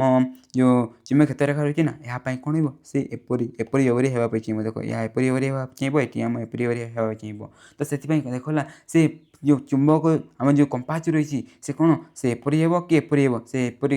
କିଛି ବି ହୋଇପାରିବନି। ଆଉ ସେ ପାଗଲା ହେଇଯିବ, ଖାଲି ଏପରି ଭାବରେ ଡିଫ୍ଲେକ୍ଟ କରିବ। ତ ସେଥିପାଇଁ କ'ଣ ମନେ ରଖିଥିବ ଯେ କ'ଣ ଆମ ଦୁଇଟି ଚୁମ୍ବକ କ୍ଷେତ୍ରରେଖା ପରସ୍ପରକୁ କେବେ ଛେଦ କରନ୍ତି ନାହିଁ। ବୁଝାଗଲା ତ? ତୁମେ ଏକ୍ଜାମ୍ରେ ଆସିଲେ ଯେ 3ଟି ଗୁଣକୁ ଲେଖିପାରିବ, ଆରାମସେ ଲେଖିଦେବ। ଆମେ ଇଣ୍ଟରେଷ୍ଟିଂ ୱେରେ ତାକୁ ଆମେ ଜାଣିନେଲି। ଦେଖ ତୁମ ଏକ୍ଜାମ୍ରେ ଯେଉଁ କ୍ୱେଶ୍ଚିନ୍ ହେଇଛି ତାକୁ ମଧ୍ୟ ଆମେ ଟିକେ ଜାଣିନେବା। ଦେଖ ତୁମ ଏକ୍ଜାମ୍ରେ ଯଦି ଦେଖିବା ଚୁମ୍ବକ କ୍ଷେତ୍ରରେଖା କ'ଣ ଆମେ ଡିସ୍କସ୍ କରିବା ଡିଟେଲି, ତୁମେ ଆରାମସେ ଲେଖିପାରିବ। ତାପରେ କ'ଣ କହିଲା, ଚୁମ୍ବକ କ୍ଷେତ୍ରରେଖାର 3ଟି ଗୁଣ ବର୍ଣ୍ଣନା କର। ଦେଖ ଆମେ 3ଟି ଗୁଣକୁ ପୁରା ଆରାମସେ ଆମେ ପୁରା ବୁଝିନେଲେ ତୁମେ ଆରାମସେ ଏହାକୁ ତୁମେ ଲେଖିପାରିବ। ହେଲା ଦେଖ ଏହା ଯେଉଁ କ୍ୱେଶ୍ଚିନ୍ ରହିଛି ଏହା ମଧ୍ୟ ପୁରା ତାହା ହିଁ ଲେଖା ହେଇଛି। ତାପରେ ଏଇ ଯେଉଁ ଦକ୍ଷିଣ ବୁଢ଼ା ଆଙ୍ଗୁଳି ନିୟମ ଯେଉଁ ରହିଛି ତାକୁ ଆମେ ନେକ୍ସଟ ପଢ଼ିବା, ଯାହାକି ତାହା ମଧ୍ୟ ଇଣ୍ଟରେଷ୍ଟିଂ। ହେଲା ବୁଝାଇଲା ତ? ଦେଖ ତୁମେ ମୋତେ ଲାଗୁଛି କି ତୁମେ ଇଣ୍ଟରେଷ୍ଟିଂ କରି ଏହା ମଧ୍ୟ ବୁଝିନେଲ। ତାପରେ ଏବେ ଆମେ ନେକ୍ସଟ ଟପିକ୍ ଯିବା। ଦେଖ ଏବେ ତ ଆମେ ଚୁମ୍ବକ ବିଷୟରେ ପଢ଼ିଲି। ହେଲା କ'ଣ ଦେଖ ଆମେ ଚୁମ୍ବକ ବିଷୟରେ ପଢ଼ିଲି। ଆଉ ଏହା ପୂର୍ବରୁ ଆମେ କ'ଣ ବିଦ୍ୟୁତ୍ ହେଲା ପୂର୍ବରୁ ମାନେ ପୂର୍ବ ଚାପ୍ଟରରେ କ'ଣ ତୁମେ ବିଦ୍ୟୁତ୍ ବିଷୟରେ ପଢ଼ିଥିବ। ଆଉ ଚୁମ୍ବକ ଆଉ କ'ଣ ଏଇ ଯେଉଁ ବିଦ୍ୟୁତ୍ ଦୁଇଟା ଅଲଗା ଅଲଗା ନା। ଦେଖ କିନ୍ତୁ ଯଦି ଦେଖିବା ହେଲା ଦେଖ ଏବେ ଆମେ କ'ଣ ପଢ଼ିବା, ପରିବାହୀରେ ହେଲା କ'ଣ ପରିବାହୀରେ ବିଦ୍ୟୁତ୍ ସ୍ରୋତ ଜନିତ ଚୁମ୍ବକୀୟ କ୍ଷେତ୍ର magnetic field due to A current caring conductor. ଦେଖ ଏଠି କ'ଣ ଲେଖା ହେଲା ବୁଝାହେଲା କି? ଦେଖ ଏବେ ଆମେ କ'ଣ ପଢ଼ିବା, ଦେଖ ଯଦି ଆମେ କ'ଣ ଗୋଟେ ଏପରି ଭାବରେ ଯଦି ପରିବାହୀ ଗୋଟେ ଆମେ ନେବା ହେଲା, ଆଉ ଯଦି ସେଠି ଆମେ ବିଦ୍ୟୁତ୍ ଦେବା ମାନେ ବିଦ୍ୟୁତ୍ ସ୍ରୋତ ଦେବା, ସେଠି କ'ଣ ଆମକୁ କିଛି ଚୁମ୍ବକ କ୍ଷେତ୍ର ଆମ କ'ଣ ଏତେ ସୃଷ୍ଟି ହୋଇଥାଏ ତା ବିଷୟରେ ପଢ଼ିବା। ଦେଖ ଏବେ ଆମେ ଆଜି ପୂର୍ବରୁ ପଢ଼ୁଥିଲେ ଆମେ ଯେଉଁ ଚୁମ୍ବକ ଆଉ ବିଦ୍ୟୁତ୍କୁ ଆମେ ଅଲଗା ଅଲଗା କହିକି ଆମେ ପଢ଼ୁଥିଲେ। କିନ୍ତୁ ଦେଖ ହେଲା ମୋର ଗୀତ ଯଦି ଆମେ କ'ଣ ଗୋଟେ ପରିବାରରେ ଯଦି ଆମେ ବିଦ୍ୟୁତ୍ ଦେଉ ସେଠି କ'ଣ ଆମ ଚୁମ୍ବକ କ'ଣ ଆମ ଚୁମ୍ବକୀୟ ଆମ କ୍ଷେତ୍ର ଆମ ସେଠି ଜାତ ହୋଇଥାଏ। ମାନେ ଦୁଇଟା କ'ଣ ଆମ ଗୋଟିଏ ଜାଗାରେ ମଧ୍ୟ ରହିଥାଏ। ଦେଖ ଏହାର ଯେଉଁ ଡିସ୍କଭରି ଯେଉଁ ହେଇଥିଲା ହେଲା ବହୁତ ଜଣ କହନ୍ତି ଯେ କ'ଣ ଇଏ ଆକ୍ସିଡେଣ୍ଟାଲି ହେଇଥିଲା ମାନେ ହେଲା ସେପରି ହେଇଥିଲା। ଦେଖ କିପରି ହେଲା ଗୋଟେ ସାଇଣ୍ଟିଷ୍ଟ ଥିଲା ହେଲା, ତା ନାଁ ତ ଭଲ ଭାବରେ ମନେ ପଡ଼ୁନି। ସେ କ'ଣ ଏପରି ଗୋଟେ ସାର୍କିଟ୍କୁ ନେଇକି କିଛି କରୁଥିଲେ। ଆଉ ତା ପାଖରେ କ'ଣ ଗୋଟେ ଗୋଟେ ଭୂରେ ଆମ ଗୋଟେ କମ୍ପାସ୍ ରଖିଦେଇଥିଲେ। ଯେତେବେଳେ କ'ଣ ସେ ବିଦ୍ୟୁତ୍ ଦେଲେ ହେଲା ବିଦ୍ୟୁତ୍ ଦେଲେ ଦେଖିଲେ କ'ଣ ସେ ଯେଉଁ କମ୍ପାସ୍ ହେଉଛି କ'ଣ ଏମ୍ପ୍ରିଭାବରେ କ'ଣ ଡିଫ୍ଲେକ୍ଟ ହେଉଛି ମାନେ ବିକ୍ଷେପ ହେଉଛି। ତ ଆମେ ତ ଜାଣିଛୁ ଯେ ଚୁମ୍ବକ ତ ଯଦି ଚୁମ୍ବକର ପ୍ରେଜେନ୍ସ ଥିଲେ ହିଁ କ'ଣ ସେପରି ଭାବରେ ଆମ ଡିଫ୍ଲେକ୍ଟ ହେଉଛି, କିନ୍ତୁ ଏଠି ଆମ ଚୁମ୍ବକ ରଖିନି ତ କାହିଁକି ଡିଫ୍ଲେକ୍ଟ ହେଉଛି। ତାପରେ ସେ ଜାଣିପାରିଲେ ନା ଏଇ ଯେଉଁ ଆମ ବିଦ୍ୟୁତ୍ ସ୍ରୋତ ଦେଉଛି ନା ମାନେ ଏଠି ମଧ୍ୟ କ'ଣ ଅଛି ଆମ ଚୁମ୍ବକ କିଛି ଆମ କ୍ଷେତ୍ର ଆମ ସୃଷ୍ଟି ହେଉଛି, ସେଥିପାଇଁ ଏହା କ'ଣ ଅଛି ଆମ କ'ଣ ଡିଫ୍ଲେକ୍ଟ ହେଉଛି। ବୁଝାହେଉଛି ତ? ଦେଖ ଆମ ଯେଉଁ ନେକ୍ସଟ ଟପିକ୍ ଆମ ଏହା ରହିଛି। ଆଉ ଯଦି ଏଠି ଆମେ ସିମ୍ପଲି ୱେରେ ଦେଖିବା, ଦେଖ ଏଠି କ'ଣ ଲେଖା ହେଲା, ପରିବାହୀରେ ବିଦ୍ୟୁତ୍ ସ୍ରୋତ ପ୍ରବାହିତ ହେଲେ ତା ଚାରିପଟରେ କ'ଣ ଆମ ଚୁମ୍ବକୀୟ ଆମ ଚୁମ୍ବକ କ୍ଷେତ୍ର ଆମ ସୃଷ୍ଟି ହୋଇଥାଏ। ବୁଝାଗଲା ତ? ଦେଖ ଆମେ ଯଦି କ'ଣ ବିଦ୍ୟୁତ୍ ଦେବା ହେଲା ଗୋଟେ ଆମ କ'ଣ ଆମ ଗୋଟେ ପରିବାହୀରେ ବେଲେ ସେଠି କ'ଣ ଆମ ଚୁମ୍ବକ କ୍ଷେତ୍ର ଆମ ଜାତ ହୋଇଥାଏ। ହେଲା तो देखो आम तो ये आम चुंबक क्षेत्र आम जात होगा तो चुंबक क्षेत्र जो जात है जो चुंबक क्षेत्र जो रही आम आगे पढ़ले कौन ता गोटे आम दिग थाए कौन थाए आम ता गोटे आम कौन दिग थाए एपरी भाव तो तार दिग है जदि आम कौन कौन जदि आम गोटे एपरी गोटे परिवार ना जदि से टीका आम जो विद्युत देवा जो चुंबक क्षेत्र जो है ता दिग आम किपर रहा जानापी आम कौन आम जो नेक्स्ट जो टपिक रही से आम पढ़ा यार ना कौन दक्षिण हस्त बुढ़ांगुली नियम कौन कौन हसा लगुच कि कौन दक्षिण हस्त बुढ़ांगुली नियम इंग्लीश कौन राइट हैंड थंब रूल कहुए कौन राइट हैंड थंब रूल कहुए आ जो राइट हैंड थंब रूल को किए मैक्सवेल कही गोटे आम साइंटिस्ट थे से कि देते है तुम्हें भावनी जो ऑस्ट्रेलिया जो प्लेयर है क्रिकेट प्रेमी है बुझीपार तो देख मैक्सवेल कही गोटे साइंटिस्ट थे से या देते कौन आम दक्षिण हस्त बुढ़ांगुली नियम है यह आम कौन यूज करूँ देख आम मु प्रथम कहली कौन यह आम चुंबकीय क्षेत्र दिग निर्धारण करने आम कौन या आम यूज कर कौन आम चुंबक क्षेत्र दिग निर्धारण करने आम या यूज कर तो या आम देख आम इंटरेस्टिंग वे मत बुझा देख ये जो दक्षिण हस्त बुढ़ांगुली नियम राइट हैंड थंब रूल तुम सिंपली कौन कर एपरी तुम जो राइट हैंड को आण कौन देख तुम जो राइट हैंड जो रही ना तुम ताक आण आईपरी भाव आणी तुम एपरी भाव देख जो थम जो रही देख आम जो बुढ़ा आंगुल रही तुम एपरी भाव रखिकी तुम एपरी भाव करने पड़ो तो देख ये जो राइट हैंड थंब रूल कौन कहे आठू आम चुंबक क्षेत्र किपर भाव में आम ता जानीपारू ताकू आम जाना देख दैन गोटे परिवाही अच्छी कौन अच्छे देख दैन गोटे परिवाही अच्छी देख या गोटे परिवाही बोले आम ए पढ़ले कौन जब ये जो परिवाही जब विद्युत देवा देख ये परिवाही जब विद्युत देवा ये कौन हम ये आम कौन हम ये आम चुंबक क्षेत्र आम जात हम तो चुंबक क्षेत्र जो डायरेक्शन रही आम जाना तो ताप आम किपर करवा प्रथम आम जो राइट हैंड है आम जो कौन आम जो डाण हाथ को आम आगे आने आनिले तापर कौन कह देख आम जो देख जो दिगरे है जो दिगरे दैन्य आम ये दिगरे आम विद्युत स्रोत जाऊँ देख दैन्य आम तलु ऊपर को कौन जाऊँ आम विद्युत स्रोत जाऊँ तो आम बुढ़ा आंगुली को से दिग रही देख बुढ़ा आंगुली को से दिग रखिकी आम कौन करवा ये आम एपरी भाव मुठाई करदे देख आम एपरी भाव करदे तो देख जदि आम एपरी भाव करदे है कहलापर देख ये जो आम आंगुली गुड़िक जो रही ना देख ये जो आम आंगुली गुड़िक जब आम या एपरी एपरी एपरी करवा देख एपरी एपरी जो करवा ना ये जो एपरी आम जो करूँ यह कौन आम चुंबक क्षेत्र ये जात जो होची तार दिग है सेपरी भाव में आम ये बुझाइला तो देख ये कौन लिखाला आम बुझी पढ़ी बुझी ना देख प्रथम कौन लिखाला विद्युत स्रोत बहन करुवा परिवाही जो सृष्टि होता चुंबक क्षेत्र दिग जानवी क्या द्वारा आम जो राइट हैंड थंब रूल द्वारा बुझाइला तापर एक परिवाही को डाण हाथ में एपरी मुठे धरा जाऊ जीपरी बुढ़ा आंगुलीटी विद्युत स्रोतर दिगरे है तार सह समांतर हो अन्य आंगुली गुड़िक तार चारिपटे बंकी ही घेरी कौन एपरी भाव में मुझे तुमको जीपरी मुझे तुमको आगर बताइली तापर कौन कहला बुढ़ा आंगुली विद्युत प्रवाह दिगर रही देख बुढ़ा आंगुली जब विद्युत प्रवाह दिगर रही बोले आम आंगुली गुड़िक टीप चुंबक क्षेत्र दिग निर्धारण करें बोले आम जब एपरी भाव में रखा है जब विद्युत ऊपर गई बोले कौन देख एपरी भाव में जो कर आंगुली यह कौन आम चुंबक क्षेत्र आम दिग निर्धारण करें देख तुम यह गोटे कन्फ्यूज होनी देख आम देखा आम जो चुंबक क्षेत्र कौन आम जब ये देखा गोटे बार मैग्नेट आम नॉर्थ टू साउथ थाए कौन थाए आम नॉर्थ टू साउथ थाए आ जदि तुम ये देखला जब तुम ये देख तुम सेपरी भाव में नॉर्थ टू साउथ किसी कहीपरनी है कहीपरनी तुम सिंपली ये कहे है बेसी मुझे तुमको आ डिटेल जाऊनी है बुझागल तो ये नियम एग्जाम आसे लिखिपार आराम से लिखने वाला देख ये तुमको आउ गोटे जिन ध्यान देवा पड़ो देख जो तुम बही है कौन तुम जो बही जब एपरी भाव गोटे चित्र देती कौन एपरी भाव चित्र देती ये बही ये चित्र को लेकिन ये चित्र को लेकिन तुम ये चुंबक क्षेत्र दिग किपर भाव में निर्धारण कर मुझे तुमको टी एक्सप्लेन करदे देख आम जब 3D जब आम बाहर देखा आम तो एपरी भाव आराम से करके जापर कितु जब बही थाए आम किपर भाव करूँ ताको आम जाना देख तुम निजे तुम जो खातार एपरी भाव तुम करके तुम निजे ट्राए कर मुझे देख मो हिसाब से मुझे तुमको ये बता दूसरी है तुमको मुझे पूरा डिटेल बता दूसरी देख ये तुम स्क्रीन को देखनी है देख ये जो मो चेहरा जो रही ना ये जो रही तुम यहाँ को देख देख ଯଦି ଆମେ ଏଠି ଦେଖିବା ହେଲା ଦେଖ ଯଦି ଆମେ ଏଠି ଦେଖିବା ହେଲା ଏ ଯେଉଁ ଚିତ୍ର ଦେଖ ହେଲା ଯଦି ଏପରି ଭାବରେ ରହିଛି ଯଦି ଏଠି ଆମ ଯେଉଁ ବିଦ୍ୟୁତ ସ୍ରୋତ ଡାଇରେକ୍ସନ୍ ଦେଖ ହେଲା ଆମ ଏପରି ଭାବରେ ତଲକୁ ଯାଇଛି କ'ଣ ଦେଖ ବିଦ୍ୟୁତ ସ୍ରୋତ ଡାଇରେକ୍ସନ୍ ଆମ ତଲକୁ ଯାଇଛି ଏବେ ଯଦି ତଲକୁ ଯାଉଥିବେ ହେଲା ଆମ କ'ଣ ଏ ଯେଉଁ ଦକ୍ଷିଣ ବୁଢ଼ା ଆଙ୍ଗୁଳି ନିୟମକୁ ଆମେ ଏଠି ଆମେ କିପରି କରିବା ଏବେ ଟିକେ ଦେଖ ତମେ ଏବେ ତୁମ ହାତ ଖୋଲ ଆଉ ବହିରେ ଏପରି ଭାବରେ ତୁମେ କରିପାରିବ ହେଲା ତୁମ ଖାତାରେ ଏପରି ଭାବେ ଚିତ୍ର କରିକି ଦେଖ ଆମେ ଯଦି ଦେଖିବା ହେଲା ଦେଖ ଯଦି ଆମେ ଦେଖିବା ହେଲା ଆମ ବିଦ୍ୟୁତ ସ୍ରୋତ ଡାଇରେକ୍ସନ୍ ତଲକୁ ଯାଉଛି ହେଲେ ଆମେ ସେପରି ଭାବରେ ଆମେ ତଲକୁ ଯାଇଛି ଆମେ ଏପରି ଭାବରେ ଆମେ କରିଦେବା ଦେଖ ଏପରି ଭାବରେ କଲେ ଏପରି ଭାବରେ ଦେଖ ଆମେ ଯଦି ଏପରି ଭାବରେ କରିବା ଦେଖ ଏପରି ଭାବରେ କରିବା ହେଲେ ଏହା କ'ଣ ହେବ ଦେଖ ଏପରି ଭାବରେ ଯଦି କରିବା ଏହା ଆମ କ'ଣ ହେଇଯିବ ଆମ ବିଦ୍ୟୁତ ଆମ ଯେଉଁ ଚୁମ୍ବକୀୟ କ୍ଷେତ୍ରର ଆମ ଡାଇରେକ୍ସନ୍ ହେଇଯିବ ଆଉ ଯଦି ଆମେ ତାକୁ ଖାତାରେ ଲେଖିବାକୁ ପଡ଼େ ଦେଖ ଯଦି ଦେଖିବା ଏହା ଆମ ପୃଷ୍ଠା ଭିତରକୁ এই দেখুছ এই যে ট্যাবলেট রয়েছে না এই ট্যাবলেট ভিতরକୁ যাଉଛି ଦେଖ এই যে ট্যাবলেট ভিতরକୁ ଯାଇଛି ବୋଲେ ଯଦି ତୁମ ଏକ୍ଜାମ୍ରେ କି କୌଣସି ଜାଗାରେ ଯଦି ବହିରେ ତୁମକୁ ଏପରି ଥିବ ଆଉ କହିବ ଯେ ଏହାର ଡାଇରେକ୍ସନ୍ ତୁମେ ସିମ୍ପଲି କ'ଣ ତୁମ ଯେଉଁ ରହିଛି କ'ଣ ଦେଖ ଦେଖିଲା ଯେ ଆମ ପୃଷ୍ଠା ଭିତରକୁ ଯାଇଛି କ'ଣ ପୃଷ୍ଠା ଭିତରକୁ ଯାଏ ନହେଲେ କ'ଣ ପୃଷ୍ଠା ବାହାରକୁ ଆମ ଯାଏ ଦେଖ ଏହା ଆମ ତଳକୁ ଥିଲା ସେଥିପାଇଁ ଆମ ପୃଷ୍ଠା ଭିତରକୁ ଆମ ଯାଉଥିଲା ଯଦି ଆମ ବିଦ୍ୟୁତ ସ୍ରୋତର ଡାଇରେକ୍ସନ୍ ହେଲା ଏଇ ତଳକୁ ନ ରହିକି ଯଦି ଆମ ଉପରକୁ ରହିଥାନ୍ତା କ'ଣ ଆମ ଉପରରେ ଉପରକୁ ରହିଥାନ୍ତା ବୋଲେ ଦେଖ ଏବେ ଆମ କ'ଣ ହେବ ଯଦି ଆମେ ଉପରକୁ ହେବା ଦେଖ ଏପରି ଭାବରେ ଯଦି ହେବ ବୋଲେ ଏପରି ଦେଖିବ ବୋଲେ ଦେଖ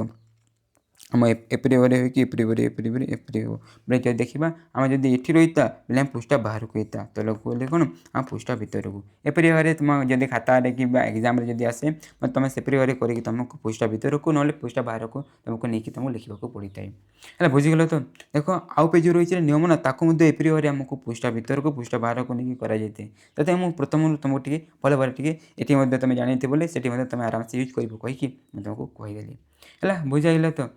ହେଲା ଦେଖ ତାପରେ ଯଦି ଦେଖିବା ଏଇ ଯେ ଦୁଇଟା ଯଦି ରିସର୍ଚ୍ଚ କଲେ ଦେଖ ହେଲା ତୁମେ ଯଦି ମନେ ରଖିବାର ଅଛି ଏପରି ଯଦି କରିବାର ନାହିଁ ହେଲେ ସେମିତି ତୁମେ ମନେ ରଖିପାରିବ ଯେ କ'ଣ ଯଦି ବିଦ୍ୟୁତ ସ୍ରୋତ ଡାଇରେକ୍ସନ୍ ଏପରି ତଳକୁ ଯାଉଛି ବେଲେ ଆମ ଚୁମ୍ବକ କ୍ଷେତ୍ରର ଯେଉଁ ଡାଇରେକ୍ସନ୍ କ'ଣ ରହିବ ଆମ ପୃଷ୍ଠା ଭିତରେ ରହିବ ଆଉ ଯଦି ଆମ ବିଦ୍ୟୁତ ସ୍ରୋତର ଡାଇରେକ୍ସନ୍ ଯଦି ଆମ ଉପରକୁ ରହୁଛି ହେଲେ ଆମ ଚୁମ୍ବକ କ୍ଷେତ୍ରର ଡାଇରେକ୍ସନ୍ କ'ଣ ହେବ ଆମ ପୃଷ୍ଠା ବାହାରକୁ ରହିବ ହେଲା ତୁମେ ଏହାକୁ ମଧ୍ୟ ମନେ ରଖିପାରିବ ତୁମକୁ ଏପରି କିଛି କରିବାକୁ ପଡ଼ିବନି ତାପରେ ଆଉ ଗୋଟେ ଜିନିଷ ତୁମକୁ ଜଷ୍ଟ ଟିକେ ବତେଇ ଦେଉଛି ଦେଖ ଏଠି କ'ଣ ଘଣ୍ଟାର ଦିଗ ଆଉ କ'ଣ ଘଣ୍ଟାର ବିପରୀତ ଦିଗ ତୁମେ ତ ଜାଣୁଥିବ ଆମ କ'ଣ ଘଣ୍ଟା ଯୋଉଥାଏ ଆମ କ'ଣ ଆମ ଏପରି ଭାବରେ ଆମ ଘୁରିଥାଏ ହେଲା ଏପରି ଭାବରେ ଆମ ଘୁରିଥାଏ ନା ତ ଆମେ ସେ ଦିଗକୁ କ'ଣ କହୁ ଆମେ ଘଣ୍ଟା ଦିଗ କହିଥାଉ ଆଉ ଯଦି ତା ବିପରୀତରେ ଦେଖିବା ଦେଖ ଆମେ ଏପରି ଭାବରେ ଆମ ଘଣ୍ଟା ଘୁରିଥାଏ ଯଦି ଆମେ କ'ଣ ଆମେ ଏପରି ଭାବରେ ଯିବା ହେଲା ଏପରି ଭାବରେ ଯଦି ଯିବା ତ କ'ଣ ଆମ ଘଣ୍ଟାର ବିପରୀତ ଦିଗ ହୋଇଥାଏ ହେଲା ଦେଖ ଏହାକୁ ମୁଁ କାହିଁକି ବତାଉଛି କାହିଁକି ନା ଏହାକୁ ଆମେ ପଛରେ ୟୁଜ୍ କରିବା ହେଲେ କିଛି ଜାଗାରେ ୟୁଜ୍ କରିବା ତାକୁ ଦେଖ ତାପରେ ଆଉ ଗୋଟେ ହେଲା ବହୁତ ଆଉ ଗୋଟେ ଇମ୍ପୋର୍ଟାଣ୍ଟ ତୁମ ଯେଉଁ ଟପିକ୍ ଆସିଗଲା ଯାହାକି ତୁମ ଏକ୍ଜାମ୍ ପାଇଁ ଇମ୍ପୋର୍ଟାଣ୍ଟ କ'ଣ ତୁମ ଏକ୍ଜାମ୍ ପାଇଁ ଇମ୍ପୋର୍ଟାଣ୍ଟ ଯଦି ତାକୁ ମୁଁ ଦେଖାଇବି ତୁମକୁ ଦେଖ ଏକ୍ଜାମ୍ରେ ଦେଖିବ ତୁମର 18, 22, 19ରେ ଯେ କ୍ୱେଶ୍ଚିନ୍ ତୁମକୁ ଏକ୍ଜାମ୍ରେ ଆସିଯାଇଛି ତ ଏଇ ଯେଉଁ ଟପିକ୍ ତୁମ ପାଇଁ ଇମ୍ପୋର୍ଟାଣ୍ଟ ତ ଭଲ ଭାବରେ ବୁଝିବାକୁ ଚେଷ୍ଟା କରିବ ଆଉ ଚିନ୍ତା କର ନା ହେଲା ମୁଁ ତୁମକୁ ପୁରା ଡିଟେଲ୍ ମୁଁ ତୁମକୁ ପୁରା ଭଲ ଭାବରେ ଏବେ ପୁରା ବୁଝେଇଦେବି ଆଉ ତୁମେ ଯେପରି ଭୁଲି ପାରିବନି ଦେଖ ଆମେ ଏ ପୂର୍ବରେ ଏବେ କ'ଣ ପଢ଼ିଲେ ଆମେ ପଢ଼ିଲେ କ'ଣ ଯଦି ଆମେ ଗୋଟେ ପରିବାହୀ ଅଛି ହେଲା ଯେକୌଣସି ଗୋଟେ ପରିବାହୀ ଅଛି ଯଦି କ'ଣ ଏଠି ଆମେ ଯଦି ବିଦ୍ୟୁତ୍ ଦେବା କ'ଣ ଦେବା ଆମେ ଯଦି ବିଦ୍ୟୁତ୍ ଦେବା ଏଠି କ'ଣ ଆମ ଚୁମ୍ବକୀୟ କ୍ଷେତ୍ର ଆମ ଜାତ ହୋଇଛି କ'ଣ ହୋଇଛି ଆମ ଚୁମ୍ବକୀୟ କ୍ଷେତ୍ର ଜାତ ହୋଇଛି ତ ଯଦି ଆମ ପାଖରେ କ'ଣ ଗୋଟେ ସଲକ ଯଦି ପରିବାହୀ ଅଛି କ'ଣ ଅଛି ଯଦି ଗୋଟେ ପରିବାହୀ ଯଦି କ'ଣ ଅଛି ଗୋଟେ ଯଦି ଆମେ ସଲକ ପରିବାହୀ ଅଛି ତ ସେଇଠିକା ହେଲା ବିଦ୍ୟୁତ୍ ସ୍ରୋତ ଜନିତ ଆମ ଚୁମ୍ବକୀୟ କ୍ଷେତ୍ର ଆମ କିପରି ଭାବରେ ହୋଇଥାଏ ତାକୁ ଏବେ ଆମେ ପଢ଼ିବା तो आम नेक्स्ट टॉपिक कौन सलक परिवाही विद्युत स्रोत जनित चुंबकीय क्षेत्र magnetic field due to current through a straight conductor है देख यहाँ को देख ये गोटे तुम बही गोटे जो तुम जो कम देती है गोटे एक्टिविटी देती ताकू नहीं कि तुम एग्जाम रे क्वेश्चन आसे तो ताकू नहीं कि आम पढ़ा तुम आराम से भल भाव बुझिकी जीव देख प्रथम ये जो एक्टिविटी करने ये जो एक्टिविटी करने ये चित्र को तुम मन रखार अच्छी तुमको यहपरी चित्र ही तुम एग्जाम ड्र करने पड़ो है तुम पढ़ो है प्रथम ये जो एक्टिविटी आम कौन कौन दरकार किपर भाव में करवा प्रथम बुझा देख प्रथम कौन तुमको ये सब को नहीं देख रियोस्टाट एमीटर तार बैटेरी तापर एपरी स्विच है आपर गोटे कार्डबोर्ड को लेकिन तुमको एपरी गोटे आमको अरेंज करने पड़ो है यहाँ एपरी भाव में आम कौन गोटे आमको रखापी पड़ो आ देख ये आम आउ इम्पोर्टाट कौन देख ये देख आम जो ये जो कार्डबोर्ड को रखा कौन आम जो कार्डबोर्ड को रखा ये परिवाही है ये परिवाही सहित आम कौन ताको लंबा भाव में रखी था देख ये कार्डबोर्ड जो रही है ये कार्डबोर्ड को ये परिवाही आम कौन लंबा हिसाब से रखा पड़ो देख आम किपर भाव में दैन आम कौन आम जो सलक परिवाही देख एपरी भाव में 90 डिग्री है कौन लंबा हिसाब से एपरी भाव में कौन या रखापी पड़ो बुझाइल तो देखो एपरी भाव में आम रखा पड़ो रखला रखला ये कार्डबोर्ड उपर कौन तुमको कौन कौन लुहा गुंड है सामान भाव में सब बिछाई पड़ो कौन लुहा गुंड सामान भाव में सब कौन तुम बिछाई पड़ो आतापर बिछे सारापर तुम कौन सिंपली तुम जो हाथ साइज एपरी तुम टप tap tap tap tap tap टी आघात देवाई पड़ो जो तुम सेपरी दौच आम कौन आम इलेक्ट्रिसिटी आसूची बोले कौन हम है देख ये कौन हम ये है लुहा गुंडी जो गुड़िक जो रही कौन हो सी पूरा यहाँ पूरा एपरी भाव में देख है एपरी भाव में कौन हो पूरा से अरेंज होपरी भाव में अरेंज हो एपरी वृत्त हिसाब से अरेंज हो कौन एपरी वृत्त हिसाब से अरेंज हो देख कहीं अरेंज हो आम जो पढ़ी चुंबक जदि क्षेत्र होता है कौन सी आम एपरी भाव में कौन देख लुहा गुंड आम जो अरेंज होता देख ये देखिए आम एपरी भाव में किंतु जदि आम ये देखा कौन ये देखा आम कौन सब वृत्ताकार हिसाब से देख देखिए कौन ये आम सब वृत्ताकार हिसाब से आम कौन होम जो लुहा गुंड गुड़िक आम एपरी भाव में आम अरेंज हो बुझाऊँ तो देख आम जदि एपरी भाव में परीक्षा करवा है देख आम कौन कले खाली लिखाई तापर देख जदि आम ये देखा आम कौन हम देख लुहा गुंड तार चारि पाखे समकेन्द्रित वृत्त कन्सेंट्रिक सर्किल है देख एपरी जार केन्द्र आम सामान थाए है सेपरी भाव में आकार कौन सजाई हो जहाँकि कौन आम चुंबक क्षेत्र रेखार है रेखा को आम दर्शाए है चुंबक क्षेत्र रेखार दिग को आमको दर्शाई थाए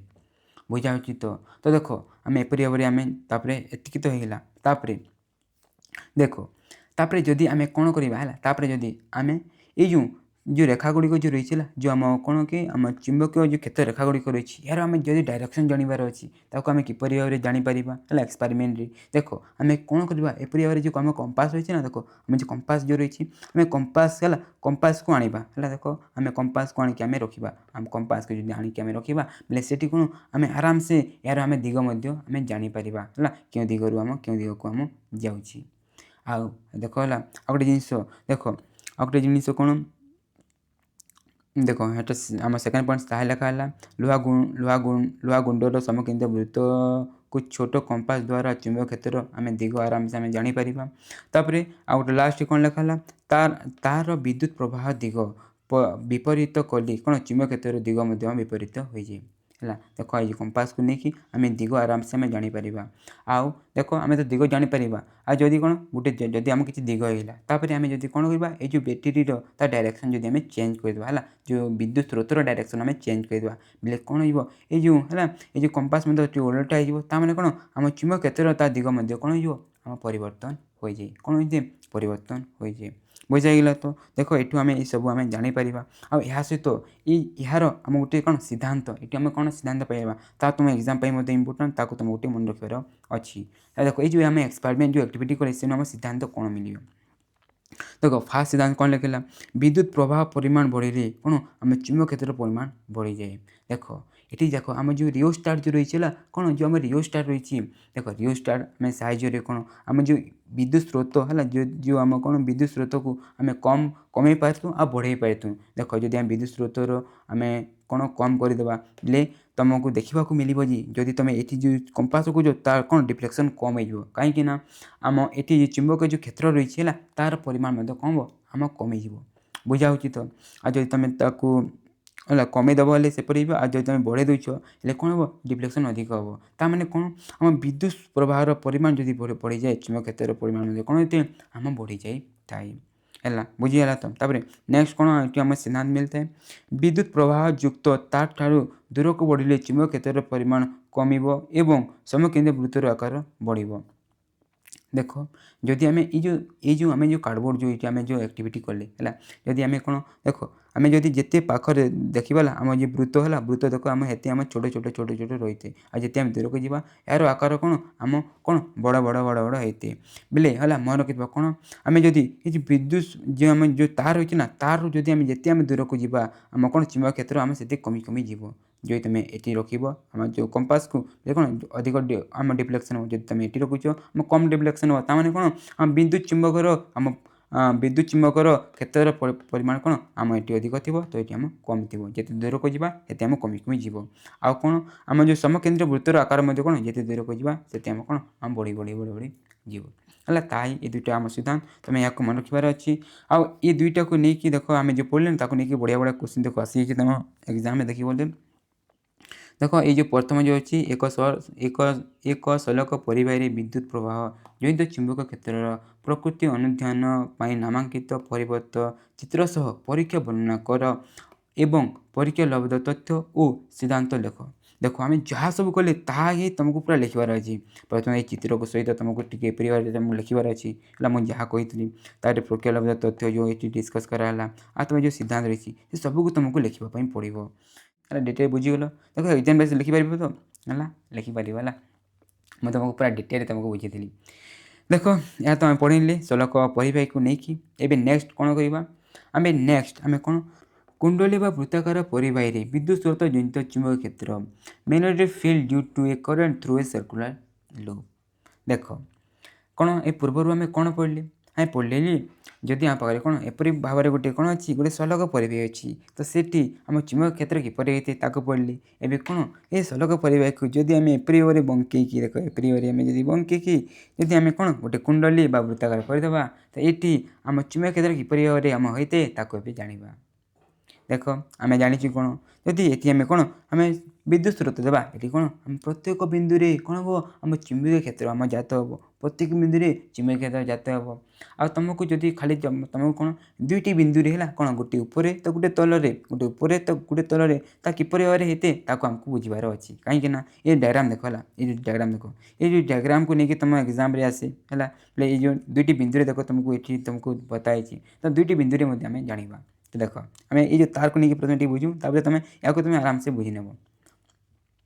देख आम जाचु जदि कौन विद्युत स्रोत जदि आम जाऊँगी कौन चुंबक क्षेत्र आम जात हो तो चुंबक क्षेत्र जो जात हो आम डायरेक्शन किपर ता दिग आम क्यों रहा आम किपर जाना देख आम तापाई आम दक्षिण हस्त बुढ़ांगुल नियम राइट एंड थंब रूल आम पढ़ाई राइट एंड थंब रूल आम पढ़ेली है बुझा अच्छी तो देख ताको नहीं आम करवा है दैन्य ये परिवाही आम एपरी भाव में घंटार विपरीत दिगरे दैन्य है कौन घंटार विपरीत दिगरे विद्युत स्रोत जाऊँगी आम कौन करवा चुंबक क्षेत्र आम है क्यों दिगरे है क्यों दिग रहा बाहर करवा तापे आम कौन करूँ है तापे सिंपली आम राइट हैंड को आणु आम देख आम जो थंब रही कौन थंब को आम कौन आम जो दिगरे विद्युत प्रवाह अच्छी से डायरेक्शन रखा देख आम एपरी भाव अच्छी तो आम ये रखी आ ये जो करूँ आंगुली गुड़िक एपरी करूँ या कौन चुंबक क्षेत्र दिग कौन चुंबक क्षेत्र दिग देखिपारे कौन देख आम ऊपर देख ऊपर आम तलक आँच देख ऊपर आम तलक आँच बुझाईगला तो तापर आम ये बिंदु में बाहर करवा तो ये देखा देख आम एपरी भाव जाऊँगी तो विद्युत स्रोत देख आम एपरी गला तो देख एवं आम देख एपरी करवा देख तलु ऊपर को ये देखिए आम ऊपर तलक ए तलु ऊपर को या माने कौन जदि आम दुईटी बिंदु एपरी भाव जदि आम बाहर करवा कौन ता दिग कौन चुंबक क्षेत्र दिग गोटे जदि आम एपट जीव आ गोटे कौन ता जस्ट ओलटा हो देख देखिए कौन आम घंटा कंटार दिगरे देख जाऊँगी देखिए कौन आम घंटा कंटार कौन आम विपरीत दिगरे रोचे भया अच्छी तो तुमको है सेपरी भाव में तुमको ये चित्र को लेकिन तुमको करने पड़ो देख ये जो तुमको कहीं कहली एपरी भाव में देख ये चित्र देख है देखिए गोटे देखिए आम गोटे दिग एपरी अच्छी तो गोटे कौन जस्ता ओलटा ये चित्र को तुमको जब कुंडली को लेकिन तुमको कह ये चित्र को तुमको नहीं कहवाई पड़ो तापर या लेकिन तुमको आ कौन कौन लिखा पड़ो देख आम चुंबक क्षेत्र गुड़िक जो रोचे है चुंबक क्षेत्र गुड़िक जो रोचे देख आम जो जगार चुंबक क्षेत्र आम जो बाहर कर पाखापाखि देखा देख आम छोटे छोटे देख आम छोटे छोटे आम वृत्त रही कि आम जिते दूर को जावा है ये जो है जिते दूर को जावा आम कौन वृत्तर आकार से कौन आम बढ़ी बढ़ी जीव आपेरी भाव में जब बढ़ी बढ़ी जावा लास्ट है जब आम जो देखा ये देखा गुड़ कौन जीव आम मझीरे जो देखा ये कौन गोटे सरेखा भाव में आम एपरी भाव में आम हो जाती बुझाईगला तुम ताको लिखिपार है मझीरे कौन एपरी भाव में गोटे सरेखा हो जाती आम जाचु कौन देख आम सब जगह जो रोचे कौन आम चुंबक क्षेत्र आम सृष्टि हे तो सब जगह जो आम चुंबक क्षेत्र जो सृष्टि हे जदि समस्त जो चुंबक क्षेत्र जदि आम देह को देखा ता कौन जब लास्ट है वृत्तर जदि मझी को जदि आसवा कुंडली मझी को आसवा कौन ता गोटे दिगरे ही आम होता है तो जब कुंडली विषय लिखा कही ये जो 3टी पॉइंट जो तुम ताक लिख देख प्रथम कौन विद्युत स्रोत बहन करुवा वृत्ताकार परिवाही क्षेत्र में है ताठारू दूर गले समकेन्द्र वृत्तर आकार कौन होते आम बढ़ी थाए है देख आम जिते जा या वृत्तर आकार कौन आम से बढ़ीपर सेकेंड कौन कुंडलीर केन्द्र आड़ को वृत्ताकार वृत्त गुड़िक कौन शरेखा भली आम देखा आम एपरी आसी आसी लास्ट कौन गोटे शरेखा आम हो जाती तो कौन आम शरेखा भली आम देखा आम लिखा नेक्स्ट कौन लिखा तार प्रति अंश कुंडली मध्य एका दिगरे कौन आम चुंबकीय क्षेत्र आम सृष्टि करती देख आम जो सब जगह जो कौन गोटे आम क्षेत्र जो सृष्टि करेंगे जदि आम वृत्तर मझी को जदि है जदि आम तार जो कुंडल मझी को जीवा देख कौन आम गोटे दिगरे ही देख आम कौन गोटे दिगरे ही आम क्षेत्र सृष्टि करेंगे जो तुमको कुंडल विषय लिखा कहे तुम यहाँ आराम से लिखिपर आउ तुमको जदि कौन कह जो तुम कह ये कुंडली है कुंडलीर आम जो चुंबक क्षेत्र जो हो कौन चुंबक क्षेत्र जो हो तार आमको परिमाण बढ़ावाई आम कौन कह पड़ो देख है चुंबक ये कुंडलीर आम चुंबक क्षेत्र परिमाण बढ़ावाई आम कौन कह प्रथम जदि से आम कौन जो परिवाही आम कौन जब विद्युत स्रोतर जब परिमाण आम बढ़ेदेवा कौन करवा विद्युत स्रोतर जब परिमाण बढ़ेदेवा बोले कौन आम चुंबक क्षेत्र परिमाण कौन हो बढ़ी तुम ताक लिखिपर यह सहित आम किपर भाव में यार आम चुंबकीय जो क्षेत्र रही आम बढ़ाई पार तो देख जो देखा ये कौन आम गोटे ही कौन आम कुंडल रही जदि आम गोटे न नहीं कि आम एन संख्यक जब एपरी भाव में जब घोर करदे है बोले कौन है कौन हो यार आम चुंबक जो क्षेत्र रही परिमाण कौन हो आम बढ़ी जाए तो देख ये कौन लिखा कुंडली जदि एन संख्यक घोर रहे तेरे गोटे निर्दिष्ट विद्युत स्रोत पर चुंबक क्षेत्र परिमाण गोटे घर तुलन कौन आम एन गुण हो तो देख जदि आम गोटे घर ना जदि ये चुंबक क्षेत्र जो रही देन आम एक्स रही रही देन एक्स रही आम सेपरी भाव में जो रही ना घर जब आम एन संख्या जब नहीं जावा तो कौन हो परिमाण कौन हो चुंबक क्षेत्र परिमाण जदि आम एन टी नौ कौन से आम एन गुण हो माने एक्स इंटू आम एन हो बुझा तो देख ये दुईटा को तुम नहीं लिख के तुम जब कह ये कुंडलीर आम चुंबक क्षेत्र आम किपर बढ़ाई पार तो ये दुईटी पॉइंट को लेकिन तुम लिख आ जो तुम कह एग्जाम कुंडली को लेकिन तुम वर्णना कर तुम ये 3टी पॉइंट को तुम आराम से लिखिपर बुझा हो गला देख एबे आम कौन आम नेक्स्ट टॉपिक जीवा और नेक्स्ट टॉपिक जो रही ये जो रही जो पढ़े ना ताकू नहीं अच्छी देख कौन आम एन संख्यक जब आम घर ना ताकू नहीं आम रही देख आम नेक्स्ट टॉपिक कौन या आम कौन कहूँ या आम सोलेनॉइड कहतु कौन सोलेनॉइड है तुम पचार सार सोलेनॉइड बेले कौन देख सोलेनॉइड बेले तुम जो एपरी वाले जो फिट फाट जो आम डट रही थे से भितर तुम स्प्रिंग देखी एपरी वाले जो आम स्प्रिंग थे ना तुम अन्य जगह स्प्रिंग देखी देखी तो एपरी वाले जो स्प्रिंग थे ये जो स्प्रिंग जो रही ताकू आम कौन कहूँ ताकू आम सोलेनॉइड कहूँ खाली ये आम जो यूज करूँ सोलेनॉइड खाली टी अलग थाए कि देखा पूरा आम से आम होता है तो देख ये कौन लिखा आम सोलेनॉइड भितर आम जानू प्रथम जब टॉपिक देखा टॉपिक कौन लिखा सोलेनॉइड रे विद्युत स्रोत जनित चुंबकीय क्षेत्र magnetic field due to a current through a कौन सोलेनॉइड तो सोलेनॉइड डेफिनेशन देख कौन लिखा तुमको एग्जाम यहाँ ही लिखार अच्छी देख कौन लिखा विद्युत रोधी आवरण युक्त तंबा तार तैयारी बहुवृत्ताकार घेर विशिष्ट एक सिलिंडर सदृश कुंडली को आम कौन कहूँ आम सोलेनॉइड कहूँ देख आम जो स्प्रिंग जो थाए एपरी भाव में देख आम कौन वृत्ताकार घोर बहुत थाए आउ कौन देखा कौन सिलिंडर पर देखा जाए ताकू आम सोलेनॉइड कहूँ आउ एठी आम जो यूज करूँ एठिका टी स्पेशल थाए कौन आम तंबा तार तैयारी होता है आउ ता ऊपर कौन विद्युत रोधी आवरण रही है बुझाला तो सोलेनॉइड बोले कौन देख सोलेनॉइड बोले गोटे विद्युत रोधी आवरण युक्त तंबा तार तैयारी वृत्ताकार घोर विशिष्ट एक सिलिंडर सदृश कुंडली ताकू आम कौन कहतु आम सोलेनॉइड कहतु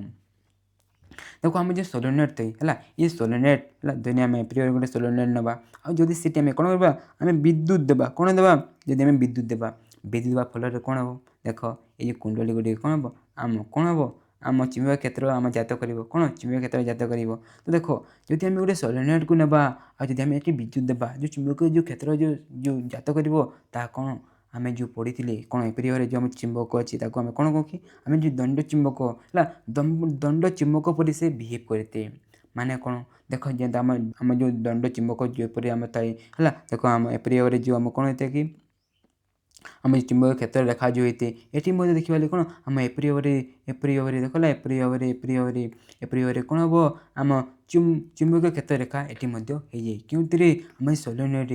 आम जाचु ये कौन आम दंड चुंबक दुईटी आम पोल थाए गोटे आम नॉर्थ पोल तो गोटे साउथ पोल तो ये कौन हम गोटे दिगरे आम नॉर्थ पोल बन तो गोटे दिगरे कौन आम साउथ पोल गोटे नॉर्थ बन गोटे आम साउथ बन जाए ताने कौन आम दंड चुंबक बोली आम काम करता है। तो देख ये कौन लिखा है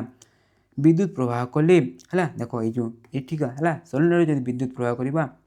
कौन ताहा दंड चुंबक बोली चारि पाखरे चुंबकीय क्षेत्र रेखा सृष्टि कर देख एपरी आम सृष्टि कर विद्युत स्रोतधारी सोलेनॉइड गोटे प्रांत चुंबकीय उत्तर मेरु तो अन्य प्रांत आम कौन दक्षिण मेरु बोली आचरण कर बार मिनट बोली आम सेपरी कर आउ ये सोलेनॉइड आउ कि आम अलग किसी प्रॉपर्टी रही देख जदि ये सोलेनॉइड को नेबा आ सोलेनॉइड आम भितर जो भितर रही देखा से कौन होता है सोलेनॉइड भितर पटरी क्षेत्र रेखा गुड़िक सरल रैखिक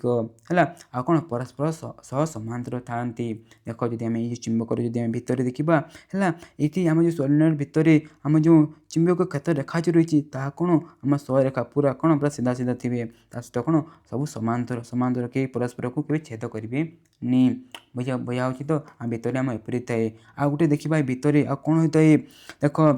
सोलेनॉइड भितर पटरी सबुठारे चुंबकीय क्षेत्र परिमाण और दिग कौन आम समान थाए जो देखा गोटे जदि आम सोलेनॉइड भितर देखा सबु स्थान कौन आम चुंबकीय क्षेत्र परिमाण कौन थाए आम समान थाए आ सबु स्थान आम दिग कौन थाए आम समान थाए क्या भितर आम सोलेनॉइड भितर तो यहपरी जगह को आम कौन एपरी स्थान जोटार कौन आम जो चुंबकीय क्षेत्र परिमाण समान थाए आ दिग समान थाए आम कौन कहतु समचुंबकीय क्षेत्र uniform magnetic field uniform magnetic field समचुंबकीय क्षेत्र है क्योंटारे जोटार आम चुंबकीय क्षेत्र परिमाण सब जगह जब आम समान रही आ दिग समान थे कौन कहूँ आम समचुंबकीय क्षेत्र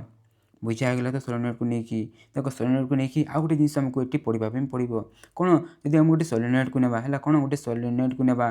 ता भितर एपरी भाव है गोटे नरम लुहा बोली गोटे चुंबकीय वस्तुटे जब आम रखीदेवा है एपरी भाव जब आम रखीदेवा आदि आम ये विद्युत दौचु कौन हो देख ये जो लुहा जो रही ना यह आम चुंबकर प्रभाव रे कौन गोटे विद्युत चुंबक परिणत हो जहाँ कौन कहते इंग्लीश रे इलेक्ट्रोमैग्नेट कहते कौन कहती इलेक्ट्रोमैग्नेट कहती। तो देख ये कौन लिखा है नरम लुहा वाली चुंबकीय वस्तुटी सोलेनॉइड भितर रखिले सोलेनॉइड चुंबकीय क्षेत्र में प्रभावित है क्षेत्र प्रभाव में ता चुंबक परिणत हुए ये प्रकार चुंबक को कौन विद्युत चुंबक बा इलेक्ट्रोमैग्नेट कहीता देखो एपरी भाव जब आम रखा यह कौन होम इलेक्ट्रोमैग्नेट रे परिणत हो बुझा तो है देख आम ये सोलेनॉइड विषय डिटेल पढ़ली तुम एग्जाम आस लिखिपारे तो है आराम तुम लिखिपार है पर डिटेल तुमको पूरा बुझे देती मुझे तापर आम नेक्स्ट टॉपिक को जीवा है देख नेक्स्ट टॉपिक एवं टी आम जो पढ़ुले ना ताठू टी अलग देख जदि आम यहाँ उपर देखा हेल्ले सब जगह कौन आम मेन कर क्षेत्र क्षेत्र को लेकिन पढ़ुले है चुंबक क्षेत्र को लेकिन पढ़ुले किंतु एवं आम टी अलग पढ़ा देख आम चुंबक भितर है देख जदि आम तो तुम तो जाथो जदि आम कौन दुईट चुंबक को पाखापाखि रखा ता भर कौन आम आकर्षण हम ना विकर्षण हम आकर्षण हम ना विकर्षण माने ये ताको बल पकाइब आ ये ताको बल पकाइब बल पका पकेबे तो ताको नहीं आम जो नेक्स्ट टॉपिक आम पढ़ा तो नेक्स्ट टॉपिक कौन चुंबकीय क्षेत्र में विद्युत स्रोतधारी परिवाही उपर बल force on A current carrying conductor in a magnetic field. तो देख बुझा तो कौन पढ़ा देख ये मेन कर कौन पढ़ा देख आम जाचु कौन जदि आम गोटे एपरी भाव धनी गोटे आम परिवेश अच्छी जदि आम ये विद्युत देवा कौन ये आम चुंबक क्षेत्र आम जात हे है आउ जदि आम गोटे मैग्नेट को नेबा मैग्नेट कौन आम चुंबक क्षेत्र रही है ହେଲା ରହିଥାଏ ନା। ତ ଦେଖ ଏଠିରେ ମଧ୍ୟ ଚୁମ୍ବକ କ୍ଷେତ୍ର ରହିଲା, ଏଠି ମଧ୍ୟ ଚୁମ୍ବକ କ୍ଷେତ୍ର ରହିଲା। ଯଦି ଦୁଇଟି ଆମେ ଚୁମ୍ବକ କ୍ଷେତ୍ର ଯଦି ନେବା ତା ଭିତରେ କ'ଣ ବଳ ପ୍ରୟୋଗ କରାକରି ହେବେ, ବଳ ପ୍ରୟୋଗ କରାକରି ହେବେ। ତ ଦେଖ ତାକୁ ନେଇକି ତମ ବହିରେ ଗୋଟେ ଏପରି ଭାବରେ ରହିଛି, ତାକୁ ଆମେ ବୁଝିବା ହେଲା। ଚିନ୍ତା କର ନା, ତୁମେ ଆରାମସେ ତୁମେ ବୁଝି ନେବ। ଦେଖ ଏହା ହିସାବରେ କ'ଣ ବହି ହିସାବରେ ଯଦି ଦେଖିବା କ'ଣ ଗୋଟେ ଏପରି ଭାବରେ କ'ଣ ଦେଖ ପ୍ରଥମେ ଏପରି ଭାବରେ ହେଲା ରୋକ ହେଲା। ଏଇ ଯେଉଁ ମ୍ୟାଗ୍ନେଟ୍କୁ ତୁମେ ପ୍ରଥମେ ଭୁଲିଯାଅ। ଏଇ ଯେଉଁ ମ୍ୟାଗ୍ନେଟ୍କୁ ଆମେ ହର୍ସ ସୁ ମ୍ୟାଗ୍ନେଟ୍ କହିଥାଉ, କ'ଣ ହର୍ସ ସୁ ମ୍ୟାଗ୍ନେଟ୍ କୁହାଯାଏ। ଏହାକୁ ପ୍ରଥମେ ଟିକେ ଭୁଲିଯାଅ ହେଲା। ତୁମେ ଭାବ ଯେ ଏଇ ଯେଉଁ ଚୁମ୍ବକଟା ଏଠି ଆମର ନାହିଁ ହେଲା। ଦେଖ ଯଦି ଆମେ ଏଠି ବିଦ୍ୟୁତ୍ ଦେବା, ଏଇ ଯେଉଁ ପରିବାହୀ ଯେଉଁ ଏପରି ଭାବରେ ଯେଉଁ ଦିଆଯାଇଛି ନା, ଏଠି ଆମେ ଯଦି ବିଦ୍ୟୁତ୍ ଦେଉଛୁ, ଯଦି ବିଦ୍ୟୁତ୍ ଦେଲେ କ'ଣ ହେବ, ଏଇ ଯେଉଁ ଦେଖ ପରିବାହୀରେ ଆମ କ'ଣ ହେବ, କ'ଣ ଚୁମ୍ବକୀୟ ଆମ କ୍ଷେତ୍ର ଏଠି ଆମେ ଜାତ ହୋଇଯିବ। ଦେଖ ଏଠି ଆମ ଚୁମ୍ବକ କ୍ଷେତ୍ର ଜାତ ହେଲା। ତାପରେ ଯଦି ଆମେ ଗୋଟେ କ'ଣ ଚୁମ୍ବକକୁ ତା ପାଖକୁ ଆଣିବା ହେଲା, ଚୁମ୍ବକକୁ ଯଦି ଆମେ ତା ପାଖକୁ ଆଣିବା କ'ଣ ଦେଖ ଏଠି ଆମ ଚୁମ୍ବକ କ୍ଷେତ୍ର ରହିଛି, ଏଠି ମଧ୍ୟ ଚୁମ୍ବକ କ୍ଷେତ୍ର ରହିଛି ହେଲା। ବୁଝାହେଉଛି ତ? ଦେଖ ଏଠି ଚୁମ୍ବକ କ୍ଷେତ୍ର ରହିଲା, ଏଠି ମଧ୍ୟ ଚୁମ୍ବକ କ୍ଷେତ୍ର ରହିଲା। ତ ଦୁଇଟିକୁ କ'ଣ ବଳ ପ୍ରୟୋଗ କରାକରି ହେବେ। ତ ତା ଏଠି ଆମର ଲେଖା ହେଇଛି। ତ ଦେଖ କ'ଣ ଲେଖା ହେଲା ଯେ ପରିବାହୀରେ ବିଦ୍ୟୁତ୍ ପ୍ରବାହ ହେଲେ କ'ଣ ଚୁମ୍ବକୀୟ କ୍ଷେତ୍ର ସୃଷ୍ଟି ହୁଏ, ଆମେ ତାକୁ ଜାଣିଛୁ। ତ ନେକ୍ସଟ କ'ଣ କହିଲା, ଏହି ଚୁମ୍ବକୀୟ କ୍ଷେତ୍ରରେ ହେଲା, ଏହି ଚୁମ୍ବକୀୟ କ୍ଷେତ୍ରରେ ମାନେ ଏଇ ଯେଉଁ ଆମ ଯେଉଁ ହେଲା ନା ସୃଷ୍ଟି ଯେଉଁ ହେଲା ବିଦ୍ୟୁତ୍ ପ୍ରବାହ, ତ ଚୁମ୍ବକଟିଏ ରଖିଲେ ତା ଉପରେ ଏକ ବଳ କାର୍ଯ୍ୟକାରୀ ହୁଏ। ଦେଖ ଯଦି ଆମେ ଏଠି ରଖିବା ହେଲା, ଏଠି ଯଦି ଆମେ କ'ଣ ସୃଷ୍ଟି ହେଉଛି ଚୁମ୍ବକୀୟ କ୍ଷେତ୍ର, ଯଦି ଆମେ ଚୁମ୍ବକଟି ଆଣିବା ତ କ'ଣ ଆମ ବଳ କାର୍ଯ୍ୟକାରୀ ହେବ ସେଠି। ତ ସେ ବଳ କିପରି ଭାବରେ ଆମ କାର୍ଯ୍ୟ ହୋଇଥାଏ ତାକୁ କିଏ କହିଥିଲେ, କିଏ ଦେଖ ଆମ କ'ଣ ଆନ୍ଦ୍ର ମେରି ହେଲା, ଆନ୍ଦ୍ର ମେରି ଆମ୍ପିୟର କହିଲା ଗୋଟେ ଆମ ସାଇଣ୍ଟିଷ୍ଟ ଥିଲେ। ସେ କ'ଣ ସେ ଦର୍ଶାଇଥିଲେ ଯେ ଚୁମ୍ବକଟି ମଧ୍ୟ ବିଦ୍ୟୁତ୍ ସ୍ରୋତଧାରୀ ପରିବାହୀ ଉପରେ ସମ ପରିମାଣର ଓ ବିପରୀତ ବଳ ପ୍ରୟୋଗ କରିବ। କି ଏଇ ଚୁମ୍ବକ ଯେଉଁ ରହିଛି ତାହା କ'ଣ ସମ ପରିମାଣ ବିପରୀତ ବଳ ପ୍ରୟୋଗ କରିବ। କାହାକୁ? ଏଇ ଯେଉଁ ଏହାକୁ ବିଦ୍ୟୁତ୍ ସ୍ରୋତଧାରୀ କ'ଣ ପରିବାହୀକୁ। ବୁଝା ହେଇଗଲା ତ? ତ ଦେଖ ଏହା ବିଷୟରେ ଯେଉଁ ଟିକେ ଥିଲା ଆମେ ଜାଣିନେଲେ, ଏହା ତୁମ ଏକ୍ଜାମ୍ ପାଇଁ ଏତେ ଇମ୍ପୋର୍ଟାଣ୍ଟ ନୁହେଁ। ତ ସିମ୍ପଲି ଏବେ ଆମେ କ'ଣ ଆମେ ଯେଉଁ ନେକ୍ସଟ ଟପିକ୍କୁ ଯିବା। ଦେଖ ଆମ ଯେଉଁ ନେକ୍ସଟ ଟପିକ୍ କ'ଣ ଫ୍ଲେମିଂ ବାମ ହସ୍ତ ନିୟମ, ଫ୍ଲେମିଂ ଲେଫ୍ଟ ହ୍ୟାଣ୍ଡ ରୁଲ୍। ଦେଖ ଏହାକୁ ଏବେ ଆମେ ପଢ଼ିବା। ଦେଖ ଏବେ ଆମେ ଯେଉଁ ପଢ଼ିଲେ ନା, କ'ଣ ପଢ଼ିଲେ କି ଦେଖ ଆମେ ଯେଉଁ ଏଠି ଯେଉଁ ବଳ ପ୍ରୟୋଗ କରାକରି ଯେଉଁ ହେଉଛନ୍ତି ହେଲା, ଏଇ ଯେଉଁ ବଳ ଯେଉଁ ପ୍ରୟୋଗ କରାକରି ହେଉଛନ୍ତି, ଏଇ ଯେଉଁ ବଳ ହେଲା କେଉଁ ଦିଗରେ ପ୍ରୟୋଗ କରାହେବ, ଏଇ ନିୟମକୁ ନେଇକି ଏବେ ଆମେ ପଢ଼ିବା। ଫ୍ଲେମିଂ ବାମ ହସ୍ତ ନିୟମ ବା ଫ୍ଲେମିଂ ଲେଫ୍ଟ ହ୍ୟାଣ୍ଡ ରୁଲ୍। ଏହା କ'ଣ ଦର୍ଶାଏ, ଦେଖ ଏହା ଆମ ବଳର ଯେଉଁ ଦିଗ ଯେଉଁ ରହିଛି ନା, କେଉଁ ଦିଗରେ ହେବ ତାକୁ ହିଁ ଏଥିରୁ ଆମେ ଜାଣିଥାଉ। ବୁଝା ହେଉଛି ତ? ଦେଖ ଏଇ ଯେଉଁ ନିୟମ, ଯେଉଁ ଇଣ୍ଟରେଷ୍ଟିଂ ନିୟମ ତାକୁ ଆମେ ଜାଣିବା। ବହୁତ ପିଲା ଟିକେ ଡରିଯାଆନ୍ତି, ଟିକେ ଏପରି ଯେଉଁ କରାଯାଏ ନା ତାକୁ ଜାଣିପାରନ୍ତିନି, କିନ୍ତୁ ଚିନ୍ତା କର ନା ତୁମେ ଆରାମସେ ତୁମେ ଜାଣିନେବ। ତ ଏହା ପାଇଁ ତୁମେ କ'ଣ କରିବ ପ୍ରଥମେ, ଦେଖ ଏହା ପାଇଁ ତୁମେ ପ୍ରଥମେ କ'ଣ କରିବ, ତୁମେ ସିମ୍ପଲି ତ ବାମ ହାତକୁ ଆଗକୁ ଆଣିବ। ଦେଖ ଆଣ ବାମ ହାତକୁ ଆଗକୁ ଆଣିଲ, ଏ ବାମ ହାତରେ ଆମେ କ'ଣ କରୁ ତୁମେ ତ ତାକୁ ଜାଣିଛ। ଦେଖ ତୁମେ ପ୍ରଥମେ କ'ଣ ଆଗକୁ ଆଣିଲ ହେଲା ଏପରି ଭାବରେ, ତାପରେ ତୁମେ ଏହାକୁ ଏପରି ଭାବରେ ଓପନ୍ କରିବ। ଦେଖ ଏହା ଏଇ ଯେଉଁ ଦେଖ ଏଇ ଯେଉଁ ଆମ ତିନିଟି ଯେଉଁ ଫିଙ୍ଗର ରହିଛି ନା, ଦେଖ ଏହା ଆମ କ'ଣ ବୁଢ଼ା ଆଙ୍ଗୁଳି, ଏହା ତର୍ଜନୀ ଯାହାକୁ ଇଂଲିଶରେ ଫୋର୍ ଫିଙ୍ଗର କୁହାଯାଏ, ଏହା ମଧ୍ୟମା ଇଂଲିଶରେ କ'ଣ ଆମ ମିଡ଼ିଲ୍ ଫିଙ୍ଗର କୁହାଯାଏ। ତୁମେ ଦେଖ ଏଇ ଯେଉଁ ତିନିଟି ଯେଉଁ ରହିଲା ବୁଢ଼ା ଆଙ୍ଗୁଳି, ତର୍ଜନୀ ଆଉ ଆମ ଯେଉଁ ମଧ୍ୟମାକୁ ତୁମେ ଏପରି ଭାବରେ ଖୋଲିବ ହେଲା। ଏପରି ଭାବରେ ମାନେ କ'ଣ ଦେଖ ଏଇ ତିନିଟିକୁ କ'ଣ ଆମ ଲମ୍ବ ହିସାବରେ ରହିବ। ଦେଖ ତିନିଟିକୁ କ'ଣ ଆମ ଲମ୍ବ ହିସାବରେ ରହିବ ହେଲା। ଦେଖାଯାଉଛି ତ? ଦେଖ ତୁମକୁ ଏପରି ଭାବରେ ତୁମକୁ ଖୋଲିବାର ଅଛି ହେଲା। ବୁଝାଇଲେ? ଦେଖ ଦେଖିବା, ଦେଖ ଲମ୍ବ ରହିଲା ହେଲା, ଏପରି ଭାବରେ ଖୋଲିବାର ଅଛି। ତାପରେ ତୁମକୁ ଏଠି ଟିକେ ମନେ ରଖିବାକୁ ପଡ଼ିବ ଯେ କେଉଁଟା ଆମ କାହାକୁ ସୂଚାଏ। ଦେଖ ଆମେ ଯେଉଁ ତିନିଟି ଯେଉଁ ଆଙ୍ଗୁଳି ରହିଛି, କେଉଁ ଆଙ୍ଗୁଳିକୁ ଆମେ କ'ଣ ସୂଚାଏ। ଦେଖ ପ୍ରଥମେ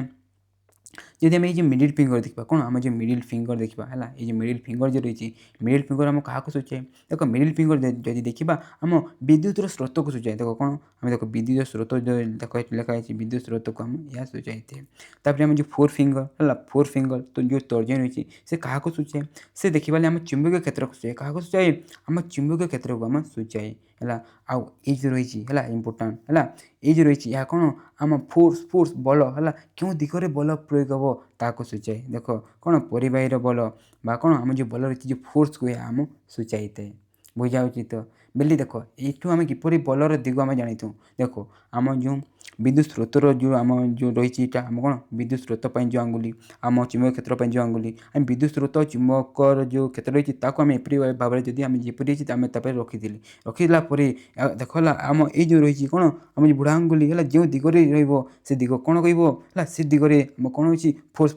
ଫୋର୍ସ ବଳ ପଡ଼ୁଛି କହିକି ଆମେ ଜାଣିଥାଉ। କିଛି ବୁଝା ହେଲା ତ ହେଲା? ମୋତେ ଲାଗୁଛି କି ତୁମେ ଆରାମସେ ବୁଝିନେଲ।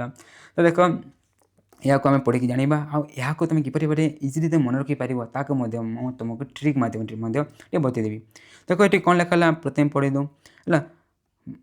ବାମ ହସ୍ତ ବୁଢ଼ା ଆଙ୍ଗୁଳି ହେଲା, ବାମ ହସ୍ତର ଆମେ ଯେ ବୁଢ଼ା ଆଙ୍ଗୁଳି ଯେଉଁ ଥମ୍ ତର୍ଜନୀ ହେଲା, ଯାହାକୁ ଫୋର୍ ଫିଙ୍ଗର ମଧ୍ୟମା ଯାହାକୁ ମିଡ୍ ଫିଙ୍ଗର ଆମେ କହିଥାଉ, ତାକୁ କ'ଣ ପରସ୍ପର ପ୍ରତି ଆମେ ଲମ୍ବା ହିସାବରେ ରଖିବା। ପ୍ରଥମେ ଆମେ ଏପରି ଭାବରେ ଆମେ ରଖିବା କ'ଣ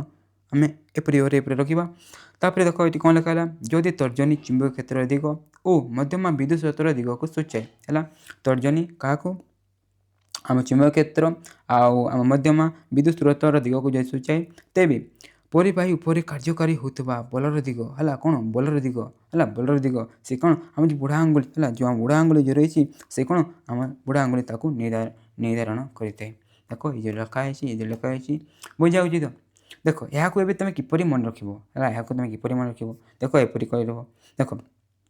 ଉପରକୁ ଦେଖ ଆମେ ଏହାକୁ ଦେଖିବାଲେ ଆମେ ଇଂଲିଶରେ ଫୋର୍ସ କହିଦେଉ, କ'ଣ ଫୋର୍ସ କହିଦେଉ, ହେଲେ ଏହା ତୁମ ଫାଦର ହେଇଯିବ।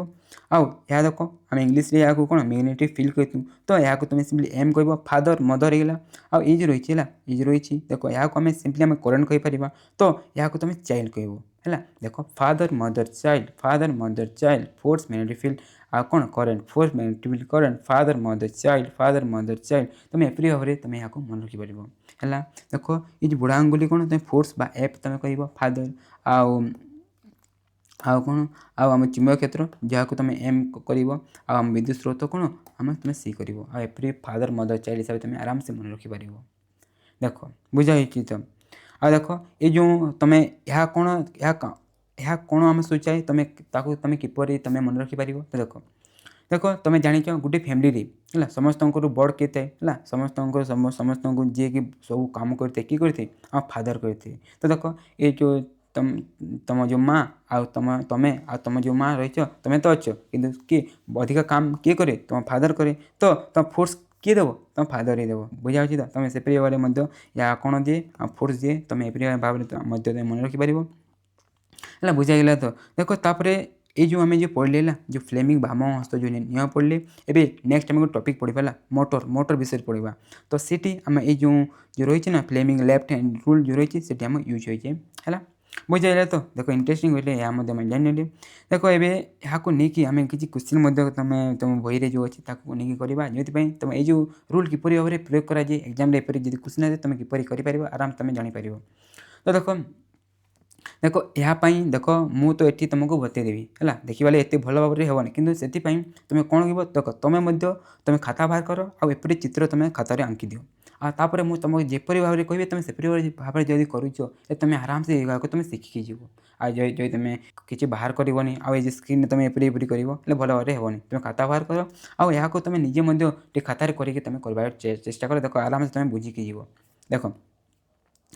ଦେଖ ଏଠି ଆମେ କ'ଣ ହେଲା, ଦେଖ କ୍ୱେଶ୍ଚିନ୍ କ'ଣ କହୁଛି ଯେ ଯଦି ଆମ ଚୁମ୍ବକୀୟ କ୍ଷେତ୍ରର ଡାଇରେକ୍ସନ୍ ଯଦି ଆମ ଏପରି ଭାବରେ ରହିଛି ହେଲା ଏମ୍ ହେଲା, ଆଉ ଆମ ଯେଉଁ ଇଲେକ୍ଟ୍ରୋନ୍ ହେଲା ଇଲେକ୍ଟ୍ରୋନ୍ ଯଦି ଆମେ ଏପରି ଭାବରେ ଆମେ ତଳକୁ ଆଉଛି। ଆଉ ଗୋଟେ ଜିନିଷ ମନେ ରଖିଥିବ, ଯଦି ଆମ ଇଲେକ୍ଟ୍ରୋନ୍ର ଦିଗ ଯଦି ଆମ ଏପରି ଭାବରେ ରହିଥାଏ ଆଉ ବିଦ୍ୟୁତ୍ ସ୍ରୋତର ଆମ ଦିଗ କ'ଣ ହୋଇଥାଏ, ବିଦ୍ୟୁତ୍ ସ୍ରୋତର ଦିଗ କ'ଣ ହୋଇଥାଏ, ଦେଖ ଆମ ବିଦ୍ୟୁତ୍ ସ୍ରୋତର ଦିଗ କ'ଣ ହୋଇଛି ଆମ ଉପରକୁ ହୋଇଥାଏ। ଦେଖ ଆମେ ଜାଣିଛୁ ଯେ ଆମେ ଇଲେକ୍ଟ୍ରୋନ୍ ଯେଉଁ ଦିଗରେ କରେ ତା ବିପରୀତରେ କ'ଣ ଆମ ବିଦ୍ୟୁତ୍ ସ୍ରୋତ କରିଥାଏ। ଦେଖ ଆମେ ଇଲେକ୍ଟ୍ରୋନ୍କୁ ନେଇକି ଆମେ ଏଠି କରିପାରିବାନି, ଭୁଲ ହେଇଯିବ। ଆମେ କ'ଣ ବିଦ୍ୟୁତ୍ ସ୍ରୋତକୁ ନେଇକି ଆମେ କରିବା, କାହିଁକି ନା ଦେଖ ଆମେ ଏଠି ବିଦ୍ୟୁତ୍ ସ୍ରୋତକୁ ନେଇକି ଆମେ କରିଥାଉ। ବୁଝାଉଛି ତ ଆମେ ପ୍ରଥମେ ଯଦି ଇଲେକ୍ଟ୍ରୋନ୍କୁ ନେଇକି ଥିବ ଆମେ ବିଦ୍ୟୁତ୍ ସ୍ରୋତ ପ୍ରଥମେ ବାହାର କରିଦେବା। କ'ଣ ହୋଇଥାଏ, ଇଲେକ୍ଟ୍ରୋନ୍ ଜଷ୍ଟ ବିପରୀତରେ ହୋଇଥାଏ। ଦେଖ ଆମେ ଚୁମ୍ବକ କ୍ଷେତ୍ର ଜାଣିନେଲେ ଏପଟକୁ ଅଛି ଆଉ ବିଦ୍ୟୁତ୍ ସ୍ରୋତ ଦେଖ ଆମ ଉପରକୁ ଯାଉଛି। ତ ଦେଖ ଏବେ ତୁମେ କ'ଣ କର, ଦେଖ ତୁମେ ଏହାକୁ ଏପରି ଭାବରେ ଓପନ୍ କର। ଆଉ ଦେଖ ତୁମ ଏଇ ଯେଉଁ ରହିଛି ଫୋର୍ ତର୍ଜନୀ ଯେଉଁ ରହିଛି ତୁମେ ଚୁମ୍ବକୀୟ କ୍ଷେତ୍ରରେ ଏପରି ଭାବରେ ତୁମେ ରଖିଦିଅ ହେଲା। ଦେଖ ଚୁମ୍ବକୀୟ କ୍ଷେତ୍ର ହିସାବରେ ତୁମେ ରଖିଦିଅ, ତୁମେ ରଖ ହେଲା। ଏଠି ଦେଖ ଭଲ ଭାବରେ ଜଣା ପଡ଼ିବନି, ତୁମେ ନିଜେ ରଖ। ଦେଖ ଏହା କ'ଣ ଚୁମ୍ବକୀୟ କ୍ଷେତ୍ରରେ ଆମ ଦିଗ ରହିଲା ତ। ତାପରେ ଦେଖ ତୁମ ଯେଉଁ ମିଡ଼ିଲ୍ ଫିଙ୍ଗର ଯେଉଁ ରହିଛି ହେଲା, କ'ଣ ମଧ୍ୟମା ଯେଉଁ ରହିଛି, ତୁମେ କ'ଣ ଆମ ଯେଉଁ ବିଦ୍ୟୁତ୍ ସ୍ରୋତର ତୁମକୁ ଦିଗ ରଖିବାକୁ ପଡ଼ିବ। ତ ଦେଖ ବିଦ୍ୟୁତ୍ ସ୍ରୋତ ଉପରକୁ ଅଛି, ତୁମେ ଏପରି ଭାବରେ ତୁମେ ରଖିବାକୁ ପଡ଼ିବ। ଦେଖ ଏଠି ଚୁମ୍ବକୀୟ କ୍ଷେତ୍ର ତୁମେ ଏଠି ହେଇଗଲା, ଆଉ ଏଠି କ'ଣ ଦେଖ ଉପରକୁ ହେଲା, ଉପରକୁ ଆମ କ'ଣ ହେଇଗଲା ଆମ ବିଦ୍ୟୁତ୍ ସ୍ରୋତ ହେଇଗଲା। ଏବେ ଦେଖ ଆଉ ଆମ ଯେଉଁ ଫାଦର ସେ ସବୁ କାମ ଯେଉଁ କରେ ହେଲା ସେ ଦିଗ ବତାଇବ ନା। ଦେଖ ଫାଦର ଆମ କ'ଣ ତଳକୁ ହେଲେ କ'ଣ ଦେଖିପାରିଲେ ଯଦି ତୁମେ ପେପରରେ କରୁଛ ଦେଖ ପୃଷ୍ଠା ଭିତରକୁ ଯାଉଛି। ଦେଖ ପୃଷ୍ଠା ଭିତରକୁ ମୁଁ ଯେଉଁ ଟେପ୍ରେ ଦେଖିବି କ'ଣ ଏଇ ଟେପ୍ ଭିତରକୁ ଯାଉଛି।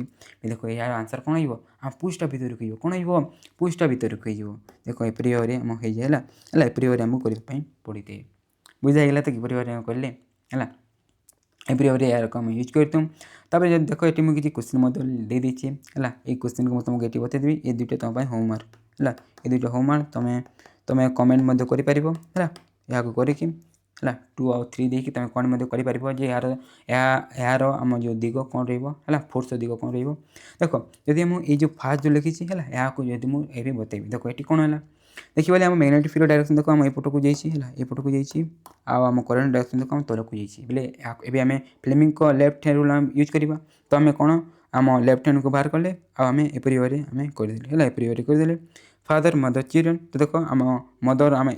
देख मदर आम एपटे रही देख तुम निजे खातार कर ना तुम खातार कर देख आम कौन मदर देख आम एपटे आ तुम चिल्ड्रेन जो चाइल्ड बा चिल्ड्रेन जो रही ना देख तुम फोटो को रही देख जो देखा आम ए फोटो को तल को रही ना तुम एपरी वे तुम करा पड़ो तो देखो जे कौन तुम जो थम जो रही ना तुम बापा ऊपर को जी है ऊपर को बोले कौन हम ये आम आंसर कौन हम देख ऊपर को मैंने पृष्ठार बाहर को है कौन पृष्ठार बाहर को जब एपरी हुए पृष्ठा भितर को एपरी हेल्ले पृष्ठा बाहर को तो ये आम आंसर कौन पृष्ठा बाहर को आम आंसर हो कौन हो पृष्ठा बाहर को आम आंसर हो सेपरी भाव में देख तुम दुईटा करके तुम कमेंट करदेव है मत लगुच कि तुम आराम से यहाँ बुझी नेल है मुझे तुमको डिटेल बतेदेली है देख तापर आम नेक्स्ट टॉपिक इंटरेस्टिंग टॉपिक आसीगला तुम एग्जाम है एग्जाम आम इम्पोर्टाट एग्जाम आसी देख नेक्स्ट टॉपिक कौन आम विद्युतिक मोटर बा इलेक्ट्रिक मोटर विषय पढ़ा जदि देखा आम एग्जाम 2016 23 24 तुम एग्जाम आसी तो यहाँ को पूरा डिटेल पढ़ा जो तुम किसी भी जब क्वेश्चन है तुम आराम से लिखिपार तो मोटर इलेक्ट्रिक मोटर विषय तो तुम जानी है कौन यहाँ को आम मोटर कहतु यहाँ को लेकिन तुम खेली ये तुम बैटेरी कनेक्ट करके यहाँ को घूराई थी आगे किसी शानदार जिनिस लगे तुम किसी काटाकुटी तुम कर सारा रात कर देख या कौन आम इलेक्ट्रिक मोटर आउ चलो तो मतलब कहीकि देख आम जो इलेक्ट्रिक जो मोटर रही है आम क्यों लगी था तुम कह सर आम ऊपर जो पंखा लगी से मोटर थाए से घूरी थाए आउ क्यों देख आम जो ग्राइंडर जो मिक्सर जो थाए है जो आम सब जो ग्राइंडिंग करते आम यूज होती आउ देख एपरी भाव जो मेसीन थाए है जो पंप जो रही थी से लगी थाए तो एपरी मोटर बहुत जगह आम यूज होते तो ये मोटर विषय भी आम डिटेल पढ़ा चलो है एबे मत कह तो आम जो पंखा जो रही है जो पंखा ऊपर जो घूरी थे किपर चले तुम कह सर जदि आम से कौन करवा जदि आम स्विच ऑन करवा कौन स्विच ऑन करदे बोले पंखा कौन हम आम घूर बोले ये कौन है देख आम स्विच ऑन कले माने कौन है हाँ विद्युत स्रोत जात है देख विद्युत स्रोत जाकि कौन पंखा को गला तो पंखा कौन है सी घूरला भी देख आम विद्युत मोटर कौन देख ये कौन लिखाला विद्युत मोटर गुण्यमान यंत्र जहाँकि विद्युत शक्ति को यांत्रिक शक्ति रे कौन आम रूपांतरित कौन करा जाए बुझाइगला तो देख विद्युत शक्ति रू आम यांत्रिक शक्ति जो होते है द्वारा कौन विद्युत मोटर कौन करते आम घूरी थे है बुझीगल आम जदि देखा कौन आम विद्युत मोटर आम क्यों आम यूज करा जाए देख आम पंखा रेफ्रिजरेटर मिक्सर कंप्यूटर ग्राइंडर है आदि बहुत जगह है बहुत थी एपरी जो पंप रही है बहुत जगह कौन होते ये मोटर को आम कौन आम विशेष अंश भाव आम यूज करा जाए है बुझाइगला देख मोटर विषय तुम बुझीगल तापर देख ये मोटर को शक्तिशाली करने तुम एग्जाम आसी क्वेश्चन तो से देख मोटर को शक्तिशाली करने आम 3टी पदक्षेप ने पड़े तो ताको आम एवं पढ़े ना देख तो देख आम मोटर को शक्तिशाली करने बोले मोटर आहरी जोर केन्द्रपाई है घूरवाई तो आम कौन कौन करें आम हम देख प्रथम आम स्थायी चुंबक बदल में आम विद्युत चुंबक जब व्यवहार करवा कौन हम या शक्तिशाली हम तापर सेकेंड कुंडली घोर संख्या जब बढ़ेदेवा है एपरी भाव में जो कुंडली जो रही है घोर संख्या जब बढ़ेदेवा भी कौन या आम आहरी शक्तिशाली हम तब थर्ड कौन जदि आम कौन नरम लौह है नरम लौह खंड चारिपटे तार को गुड़ाई कुंडली प्रस्तुत जदि करवा बेले भी कौन हम शक्तिशाली आम अधिक होते ये 3टी पॉइंट को तुम मन रखी लिखा पड़ो तापर अक्टोबर अच्छी देखो आर्मेचर जो अच्छी आम आर्मेचर बोले कौन देखो नरम लौह खंड सह कुंडली को जब आम घूरे ताको आम कौन कहतु आम आर्मेचर कहतु कौन नरम लौह खंड सहित आम जब कौन कुंडली जब आम करके कुंडली करते नरम लौहरे कौन कहतु आम आर्मेचर कहतु बुझाइगला देख मोटर को लेकिन जो टिके बेसिक जो था पढ़ने एवं आम कौन करवा ये जो मोटर जो रही है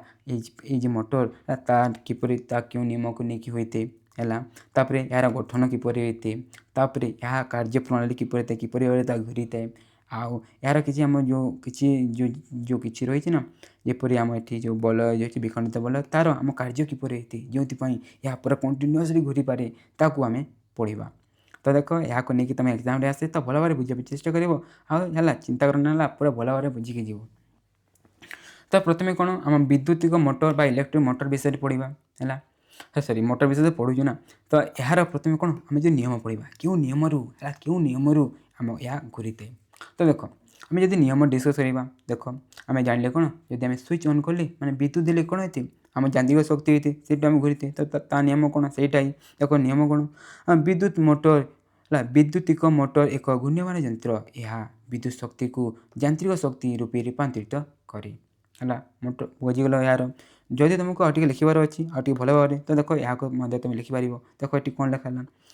ଯେକୌଣସି ପରିବାହୀରେ ବିଦ୍ୟୁତ୍ ସ୍ରୋତ ପ୍ରବାହ କଲେ ତାହା ଚତୁର୍ଦିଗରେ ଚୁମ୍ବକୀୟ କ୍ଷେତ୍ର ଆମ ସୃଷ୍ଟି କରେ। ଆମେ ତ ଜାଣିଛୁ, ଯଦି ବିଦ୍ୟୁତ୍ ସ୍ରୋତ ଯଦି ଆମେ ଦେବା ଗୋଟେ ପରିବାହୀରେ, କ'ଣ ଆମ ଚୁମ୍ବକୀୟ କ୍ଷେତ୍ର ଆମ କ'ଣ ସୃଷ୍ଟି ହୋଇଥାଏ। ତାପରେ କ'ଣ ଲେଖା ହେଲା, ଯଦି ଏକ ସ୍ଥାୟୀ ଚୁମ୍ବକୀୟ କ୍ଷେତ୍ର ମଧ୍ୟରେ ବିଦ୍ୟୁତ୍ ପ୍ରବାହ ଚୁମ୍ବକୀୟ ପରିବାହକୁ ରଖାଯାଏ, ତେବେ ଦୁଇଟି କ୍ଷେତ୍ରରେ ପରସ୍ପରକୁ ପ୍ରଭାବିତ କରନ୍ତି। ହେଲା, ଦୁଇଟି କ୍ଷେତ୍ରରେ ପରସ୍ପରକୁ ପ୍ରଭାବିତ କରନ୍ତି, ଫଳରେ ପରିବାହୀ ଉପରେ ଏକ ବଳ କାର୍ଯ୍ୟକାରୀ ହୁଏ। ଏହି ବଳ ପ୍ରଭାବରେ ପରିବାହୀଟି କ'ଣ ଆମ ଗତିଶୀଳ ହୋଇଥାଏ। କ'ଣ ହେଲା, କ'ଣ ଲେଖା ହେଲା, ବୁଝା ହେଲା। ଦେଖ, ଯଦି ଆମେ ଏପରି ଭାବରେ ଗୋଟେ ଆମେ ସ୍ଥାୟୀ ଚୁମ୍ବକ ନେବା, କ'ଣ ଏପରି ଭାବରେ ସ୍ଥାୟୀ ଚୁମ୍ବକର ଭିତରେ କ'ଣ ଗୋଟେ ଯଦି ଆମେ ଏପରି ଭାବରେ ଗୋଟେ ପରିବାହୀକୁ ଆମେ ଲଗେଇଦେବା, ହେଲେ କ'ଣ ଦେଖ, ଏହାର ଗୋଟେ ଚୁମ୍ବକ କ୍ଷେତ୍ର ରହିବ, ଆଉ ଏହାର ମଧ୍ୟ ଚୁମ୍ବକ କ୍ଷେତ୍ର ରହିବ। ତ ଦେଖ, ଚୁମ୍ବକ କ୍ଷେତ୍ର ଯେଉଁ ରହିଛି ଦୁଇଟା କ'ଣ ଆମ ବଳ ପ୍ରୟୋଗକାରୀ ହେବେ। ହେଲା, କ'ଣ ବଳ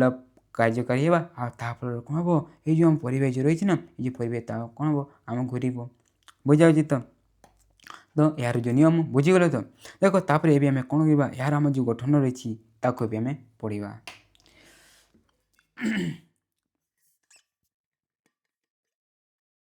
ବିଦ୍ୟୁତ୍ ମୋଟର, ଇଲେକ୍ଟ୍ରିକ୍ ମୋଟର, ଏବେ ଆମେ କ'ଣ ତା ଗଠନ ଜାଣିବା। ତ ଦେଖ, ଗଠନ ଜାଣିବା ପୂର୍ବରୁ ହେଲା କିପରି ଆମେ କନେକ୍ଟ କରୁ, ହେଲା ଆମେ କ'ଣ କରିବା କି ଏଠି ଆମେ କ'ଣ ପାଇଁ ୟୁଜ୍ ହୋଇଥାଏ ତାକୁ ଆମେ ଜାଣିବା। ତ ପ୍ରଥମେ ଯଦି ଦେଖିବା, ଏଠିକା ଆମକୁ ଏପରି ଭାବରେ ଗୋଟେ ଆମ କୁଣ୍ଡଳୀ ଦରକାର ପଡ଼େ। ହେଲା, କ'ଣ ଏହାକୁ ଆମେ କୁଣ୍ଡଳୀ କହିଥାଉ। ହେଲା, ଆୟତକାର କୁଣ୍ଡଳୀ। ଆଉ କ'ଣ ଆମକୁ ମ୍ୟାଗ୍ନେଟ୍ ଆମକୁ ଦରକାର ପଡ଼ିବ। ହେଲା, ତାପରେ ଦେଖିବା ଏପରି ଭାବରେ କ'ଣ ଆମ ବିଖଣ୍ଡିତ ବଳୟ ହେଲା ଆମକୁ ଲାଗିବ। ହେଲା, ଗୋଟେ ପାର୍ଟକୁ ଦେଖିବା ଏଠି ପି ଆଉ କ୍ୟୁ ଲେଖା ହେଇଛି। ଆଉ କ'ଣ ଏପରି ଭାବରେ ଆମକୁ ବ୍ରସ୍ ମଧ୍ୟ ଲାଗିବ, ଆଉ ଅଖ ଏଇ ଯେଉଁ ଲାଗିଛି ନା ମଝିରେ, ଏହାକୁ ଆମେ ଅଖ କହିଥାଉ, ତା ମଧ୍ୟ ଲାଗିଥାଏ। ଆଉ ମୋଷ୍ଟ ଇମ୍ପୋର୍ଟାଣ୍ଟଲି ତୁମକୁ କ'ଣ ଏଠି ଇଲେକ୍ଟ୍ରିକ୍ ଦେବା ହେଲେ କ'ଣ ଆମ ହେବ ଯେ ଏହା ଘୂରିବ। ଦେଖ, ଇଲେକ୍ଟ୍ରିକ୍ ଦେବାକୁ ପଡ଼ିବ, ତ ଆମକୁ ଏପରି ଗୋଟେ ଆମ ସାର୍କିଟ୍ ମଧ୍ୟ ଲାଗିବ। ବୁଝାଗଲା ତ? ଦେଖ, ଏହାକୁ ଏବେ ଆମେ କିପରି ଆମେ ଗଠନ କରିବା, ଦେଖ ଆମେ ଗୋଟେ ଏପରି ଭାବରେ ଆମେ ଚୁମ୍ବକକୁ ନେଇକି ଏହା ମଝିରେ କ'ଣ ଆମେ ଏଇ ଯେଉଁ କୁଣ୍ଡଳୀକୁ ଆମେ ଆୟତକାର କୁଣ୍ଡଳୀ ଯେଉଁ ରହିଛି ନା, ଆମେ ଏପରି ଭାବରେ ଆମେ ରଖିଦେବା। ଆଉ କୁଣ୍ଡଳୀର ଯେଉଁ ଆମ ଦୁଇଟି ଯେଉଁ ପ୍ରାନ୍ତ ବିନ୍ଦୁ ରହିଲା, ତାକୁ କ'ଣ ଦେଖ, ଏଇ ଯେଉଁ ରହିଛି ନା ଆମ ବିଖଣ୍ଡିତ ବଳୟ ସହିତ ଆମେ କ'ଣ କରିବା, ଆମେ ସଂଯୁକ୍ତ କରିଦେବା। ହେଲା, ଆଉ ଏଇ ଯେଉଁ ବ୍ରସ୍ ଯେଉଁ ରହିଛି, ହେଲା ଯେଉଁ ବ୍ରସ୍ ରହିଛି, ବ୍ରସ୍କୁ ଆମେ କ'ଣ କରିବା, ଏଇ ଯେଉଁ ରହିଛି ନା ଆମ ଯେଉଁ ପରିପଥ, ହେଲା ଯେଉଁ ତାର ରହିଛି ସେଠି ଆମେ କରିକି ଆମେ ଏପରି ଭାବରେ ଆମେ କରିଦେବା। ଆଉ ମୋଷ୍ଟ ଇମ୍ପୋର୍ଟାଣ୍ଟ ଦେଖ, ଏଇ ଯେଉଁ ହେଲା ଏଇ ଯେଉଁ ବ୍ରସ୍ ଦୁଇଟି ରହିଛି ନା, ତାହା କ'ଣ ଏଠି ଆମ ଲାଗେନି। ହେଲା, ବିଖଣ୍ଡିତ ବଲୟରେ ପୁରା ଲାଗେନି, ଖାଲି ଜଷ୍ଟ ସ୍ପର୍ଶ ହେଉଥିବ। ହେଲା, ଦେଖ ଏପରି ଭାବରେ ଜଷ୍ଟ ଖାଲି ସ୍ପର୍ଶ ହେଉଥିବ। ଏହା ଆମ ବିଖଣ୍ଡିତ ବଲୟ ଏପରି ଭାବରେ ଆମ ଘୂରିଥାଏ। ତ ଆଉ ଏହା ଭାବ ଯେ ଏହା କ'ଣ ଦେଖ, ହେଲା ତୁମକୁ ଦୈନ ଏହା ଆମ ବ୍ରସ୍, ହେଲା ମୋ କେଛୁଆ। ଦେଖ, ଏହା ଦୈନ ବ୍ରସ୍, ତ ବ୍ରସ୍ ସିମ୍ପଲି ଏପରି ଭାବରେ ହେବ। ଆଉ ଏଇ ଯେଉଁ ରହିଛି ନା ବିଖଣ୍ଡିତ ବଲୟ ଏପରି ଭାବରେ ଘୂରିଥାଏ, ମାନେ ଜଷ୍ଟ ସ୍ପର୍ଶ ହେବା ପରି ଆମ ହୋଇଥାଏ। ତ ଯାହା ସବୁ ମୁଁ ଯେଉଁ ଗଠନ କଲି ନା, ସବୁ ଏଠି ତୁମକୁ ଲେଖା ହେଇଛି। ହେଲା, ଦେଖ ଏଠି ପୁରା ଡିଟେଲ୍ ଭଲ ଭାବରେ ଲେଖା ହେଇଛି, ତୁମେ ଏହାକୁ ଆରାମସେ ପଢ଼ିକି ମଧ୍ୟ ସେହିପରି ତୁମେ କରିପାରିବ। ଦେଖ, ଏଇ ବ୍ରସ୍ ଜଷ୍ଟ ଆମ କ'ଣ ସ୍ପର୍ଶ କରେ କହିକି ଲେଖା ହେଇଛି। ହେଲା, ବୁଝା ହେଲା ତ? ଦେଖ, ଏହା ଆମ କ'ଣ ଆମ ଗଠନ, କ'ଣ ଇଲେକ୍ଟ୍ରିକ୍ ମୋଟରର ଗଠନ। ଏବେ ନେକ୍ସଟ କ'ଣ, ଏହା ଆମ କାର୍ଯ୍ୟକାରୀ କିପରି ହେଇଥାଏ, ତା'ମାନେ କିପରି କ'ଣ ହୁଏ, ତ ଏଠି ଆମ କ'ଣ ଏପରି ଭାବରେ ଘୂରିଥାଏ ତାକୁ ଏବେ ପଢ଼ିବା। କ'ଣ ବିଦ୍ୟୁତ୍ ମୋଟରର କାର୍ଯ୍ୟ ପ୍ରଣାଳୀ। ଦେଖ,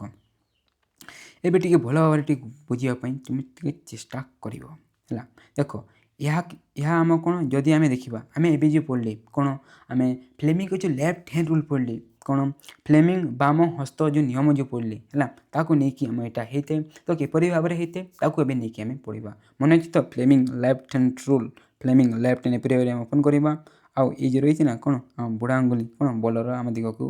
ବତାଇବ। ବଲ ଦିଗ ବତାଇଲେ କ'ଣ ହେବ, ଆମ ଏହା ଘୂରିବ। देख आम किपरि भाव में होते आम बुझा देख यार गठन तुम बुझीगल देख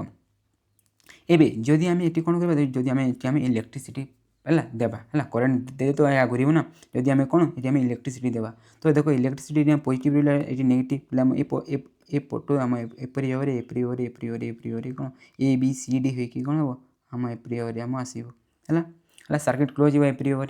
तो देख ये देखा हेल्ले आम इलेक्ट्रिसिटी डायरेक्शन देख आम एपरी भाव रहा ये देखिए कौन आम एपरी भाव रहा है एपरी भाव रहा आदि आम मैग्नेट को देखा है ये जो मैग्नेट लगी मैग्नेट डायरेक्शन किपरि मैग्नेट आम चुंबक क्षेत्र डायरेक्शन किपरि आम जानी नॉर्थ टू साउथ होते तो आम एपरी भाव ना एपरी भाव तो देख आम जागली कि कौन आम विद्युत स्रोत डायरेक्शन कौन होती आम एपरी भाव ये आम रही आम मैग्नेटिक फील्ड डायरेक्शन देख आम एपरी भाव रही तो जदि आम विद्युत स्रोत रही मैग्नेटिक फील्ड रही तो सेठी कौन हम आम फ्लेमिंग लेफ्ट रूल को नहीं कौन हम से बल प्रयोग हम तो से बल किपरि भाव प्रयोग होती आम जाना तो देखो आम दुईट जगह आम बल प्रयोग जो होमें बाहर करते गोटे आम जो ए बी रहा ए बी बाहर करवा गोटे कौन आम जो सी डी जो रहा आम सी डी आम बाहर करतु तो प्रथम आम जो ए बी रहा कौन आम जो ए बी आम क्यों दिगरे बल प्रयोग हम ताकू आम जाना तो ये आम किपरि जाना बल किपरि प्रयोग हम क्यों दिगरे प्रयोग हम आम फ्लेमिंग को जो लेफ्ट हैंड रूल अच्छी नहीं आम जानी तो सिंपली आम एपरी करवा है कौन father man the children F M C father man the children है बुझा तो ताकू नहीं आम करूँ तो आम एपरी भाव आम प्रथम जस्ट आम ओपन कले देख ये आम कौन करवा या आम मैग्नेटिक फील्ड डायरेक्शन देख आम एपरी भाव मैग्नेटिक फील्ड डायरेक्शन आम रखीद देख जना दिशुची कि ये देखा तो दिशुनी ये देख है तुम्हें देख तुम निजे कर तुम निजे खातार कर ये बोला तो हेनी कि तुम निजे कर चेस्ट कर आराम से बोला डरबनी देख देखिए कौन ये जो रही तुम आराम से कौन आम देख ये जो रही ना आम आम कौन कि मैग्नेटिक फील्ड जो रही है चुंबक क्षेत्र जो रही है डायरेक्शन तुम रखी दियो देख विद्युत स्रोत को है देख ये जो रही है मिडिल विद्युत स्रोत डायरेक्शन रखी पड़ो तो देखिए विद्युत स्रोत देख आम एपरी रहा देख ऊपर को विद्युत स्रोत ये रहा विद्युत स्रोत है देख ये देखा आम मैग्नेटिक फील्ड डायरेक्शन देख एपरी रहा देख आम फोर्स कौन देख आम बापा कौन फोर्स क्यों पकाबे देख आम तलकू तलकू तलकू है तलकू जदि ये देखा है ये देखा आम बल क्यों प्रयोग हम है ये देखा आम बल क्यों प्रयोग हम आम ये तलकू प्रयोग हम है देख तलकू प्रयोग हम बुझाला आम ए बल प्रयोग क्यों हम जागली तापर आम कौन आम जो सीढ़ी रही कौन सीढ़ी देखा जो बल आम क्यों प्रयोग हो तो ये कौन फ्लेमिंग को जो रूल रही आम यूज करवा देख आम फ्लेमिंग एपरी कले देख ए आम चुंबकीय क्षेत्र डायरेक्शन देख आम एपरी भाव रही है आम रखीदे आगे देख आम विद्युत स्रोत डायरेक्शन देख आम एपटक रही है एपटक बोले आम एपटक आम रखीदे देख ये रही है आम एपटू रखीदे बुझा तो देख आम एपटक आम एपरी भाव रखीदे तो जो देखा ये देख आम उपर है आम जो फोर्स देख ऊपर को पड़ू कौन देख ऊपर को पड़ू तो देखिए कौन है आम या आम ऊपर को पड़ा ये देखिए कौन आम जो फोर्स जो पड़ू है तो आम ऊपर को पड़ू लोक टे मुझे देवा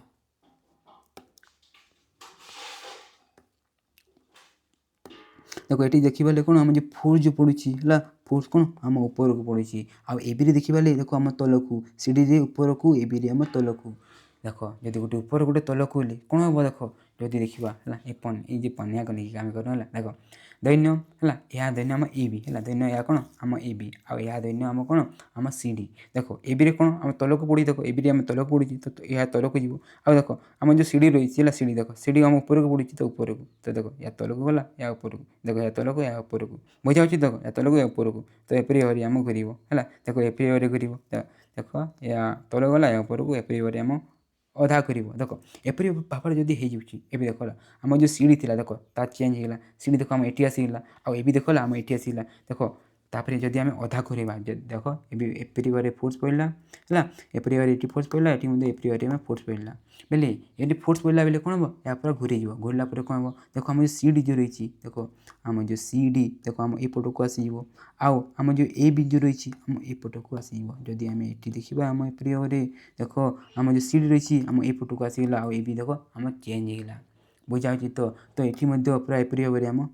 हो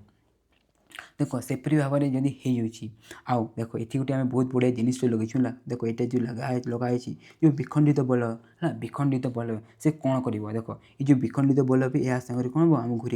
विखंडित बल भी कौन हम यह सागर आम घूर जो देखा विखंडित बल कौन देख प्रथम जब आम पी रे देख पी रे आम टच होता है ये जो बोले एबे कौन देखो ये जो क्यू वाला जो रही है ना आम एटी आसीज है एटी आसीज है एटी आसीज एटी एटी एटी एटी आसीज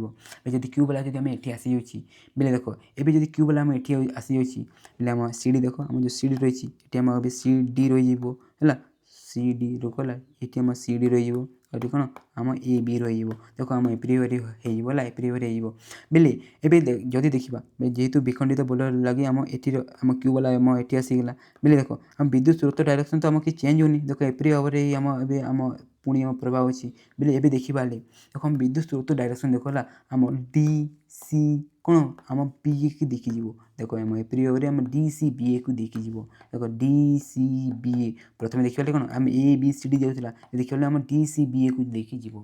बुझा हो तो जेहेतु डी सी बी ए को जीव देख एबे जदि आम एठिका जो सी डी आदि आम ए बी पुणी आम जो फ्लेमिंग रूल को लेकिन जब आम सेपरी भाव में करवा देख पुणी कौन हम ये जो ये आम रहा कौन आम सी डी रहा सी डी कौन हम पुणी तलक जीव आउ बी देखिए कौन आम ऊपर देख आम सी डी जो रहा कौन ए तलक जीव आम जो ए बी जो रही कौन ए आम ऊपर को जीव तो देख देख है कौन है जे प्रथम देख ए बी या सी डी देख ए बी थी या सी डी थी बोले कौन अधा एप्रियर आम घूरला है एप्रियर घूरला जेहेतु ये आम सी डी आसीगला आम कौन आम ए बी आसीगला देख या सी डी ए बी जो आम चेंज होले देख जदि आम अधा हो अधा हेल्ले कौन हुए आम जो विखंडित बलय ए कौन हम देख ये सी डी रु आम ए बी को आम विद्युत आसो जदि सेपरी भाव में होती जदि आम कौन आम जो फ्लेमिंग जो रूल जदि पकाइबा बोले कौन हम देख ये देखा ये सी डी जगह सी डी तलक जीव आउ कौन हम आम ऊपर तो देख आम एपरी भाव हम ए बी आसीगला यदि आम कौन हम आम सी डी आम एटी आसीगला विखंडित बलय ए बी नु आम सी डी आसो विद्युत एपरी भाव में आसो आउपरी भाव में कौन हम या घूर एपरी भाव में घूर आ कौन एपरी भाव में एपरी भाव में एपरी भाव में कौन हम आम जो मोटर जो है मोटर जो पूरा आम घूरी आ सेपरी भाव में कौन आम मोटर कार्य होता है जहाँकि ये सब पूरा डिटेल लिखाई है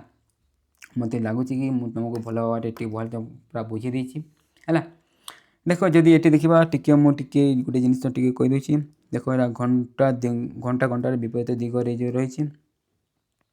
जदि इटा देख ना जो घूरुची जो आम जो घूराऊँ है देख एपरी जो घूराऊँ या कौन आम घंटा घंटार विपरीत दिगरे आम हो देख एपरी भाव में होना एपरी भाव में आम घंटा घंटा कौन आम एपरी भाव में घूरी थे कि ये आम एपरी भाव में केन्द्र रही से घंटा घंटा विपरीत दिगरे लिखाई सबकि लिखाई है तुम या आराम से पढ़ी आराम से बुझी नवा आराम से सबकि भल भाव में लिखाई है तुम एग्जाम या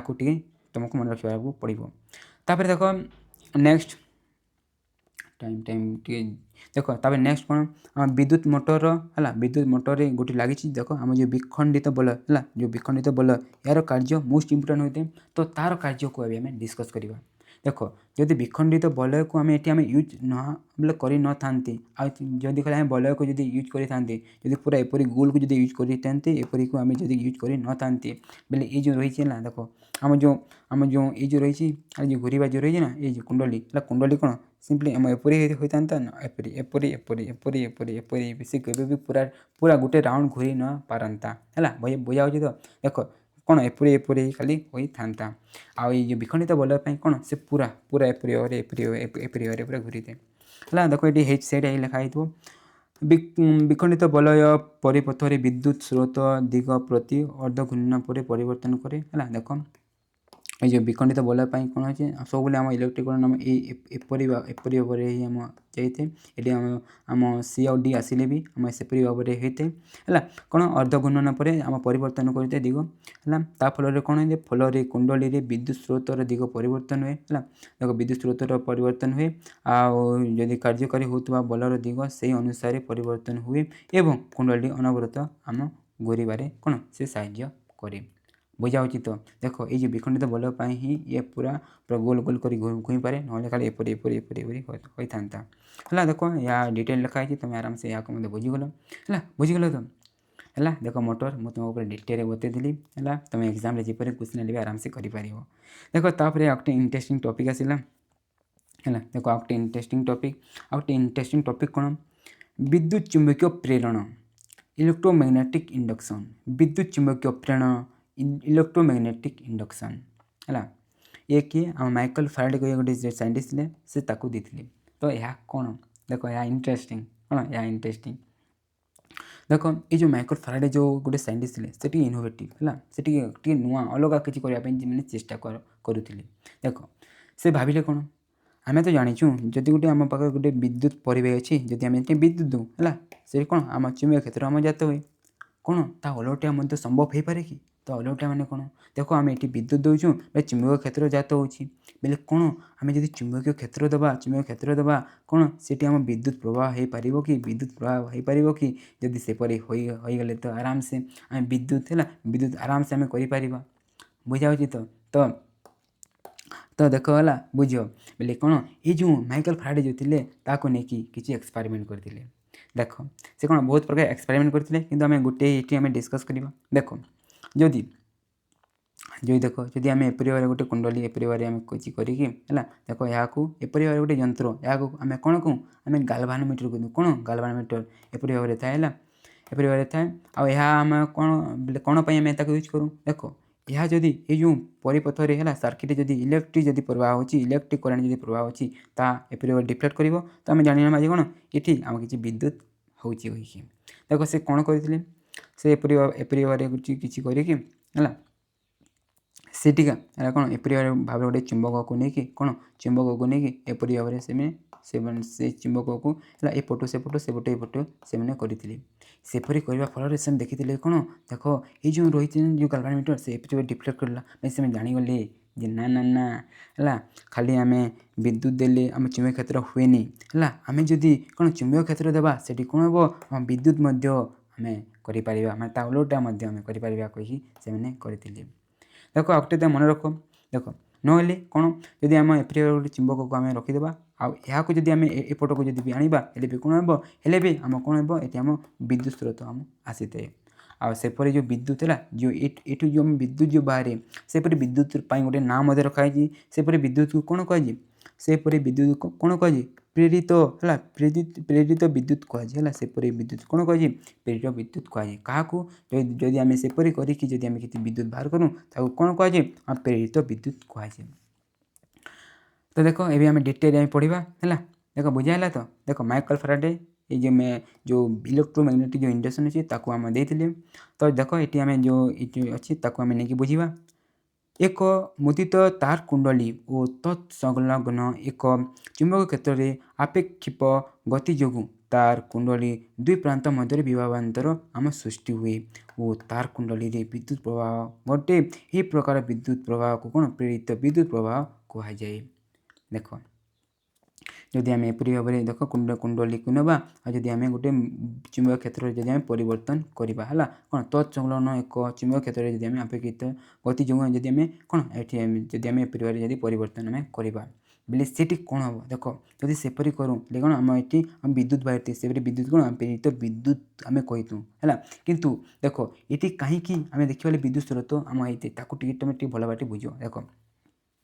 जदि आम ये क्षेत्र देवा है जदि क्षेत्र देवा बोले ये कुंडली है दुई आम जो प्रांत बिंदु जो रही है दुई आम जो प्रांत बिंदु रही दुई प्रांत बिंदु मध्य कौन गोटे विभवांतर आम सृष्टि हो देख कौन गोटे विभवांतर सृष्टि हो मन पकड़ा इलेक्ट्रिक चैप्टर जदि विभवांतर जदि आम सृष्टि होगा गोटे विभवांतर जो सृष्टि होती से कौन हुए आम इलेक्ट्रोन गुड़िक आराम से आम कौन होते आम प्रवाह हो पाए इलेक्ट्रोन गुड़ी कौन प्रवाह हो पाए जदि इलेक्ट्रोन प्रवाह होता विपरीत दिगरे कौन आम विद्युत स्रोत कौन होते प्रवाह होते विद्युत स्रोत प्रवाह है देख ये विद्युत स्रोत प्रवाह हे विद्युत स्रोत प्रवाह है से विद्युत को आम कौन कहीतु प्रेरित विद्युत आम ये आम कहीतु आ ये सब रही ना ये मेथड को है ये पद्धति को आम कौन कहीतु ये पद्धति को जो आम इलेक्ट्रिसिटी बाहर करूँ या कौन आम इलेक्ट्रोमैग्नेटिक इंडक्शन विद्युतिक चुंबकीय प्रेरण कहीतु देख चुंबकत्व विद्युत सृष्टिर पद्धति को आम कौन विद्युत चुंबकीय प्रेरण आम कहीतु बुझाइगला तो आम बुझाइगला तो आउ देख ये जो रही ये डिवाइस को आम कौन कहीतु गाल्वानोमीटर कहीतु जहाँ कौन करे विद्युत प्रवाहर सूचक को से सूचाई थाए है जदि विद्युत प्रवाह है से रिफ्लेक्ट कर आम जाना कौन से विद्युत प्रवाह हो बुझीगला तो इलेक्ट्रोमैग्नेटिक इंडक्शन इंटरेस्टिंग वे है देख एग्जाम या नहीं तुम 2022 आई तुम आराम से दाखिल लिखिपार है देख आ गोटे है देख अभी आम जो पढ़ले है कौन आम जो पढ़ले कौन प्रेरित जो विद्युत पढ़ले है देख आम जो प्रेरित विद्युत जो हम ता क्यों डायरेक्शन देख देख है गोटे आम ए रूल पढ़ा से रूल कौन आम कौन फ्लेमिंग को दक्षिण हस्त नियम जो फ्लेमिंग भाई साहब जो थे कौन आम लेफ्ट हैंड रूल था आउ गोटे रूल से देले कौन आम दक्षिण हस्त नियम कौन आम राइट हैंड रूल आउ जो फ्लेमिंग को जो राइट हैंड रूल जो रही आम कौन एठू आम यूज करें आम कौन जापर देखो एठू आम जो ए पढ़ले प्रेरित जो विद्युत जो प्रभाव जो पढ़ले तार आम दिग जापर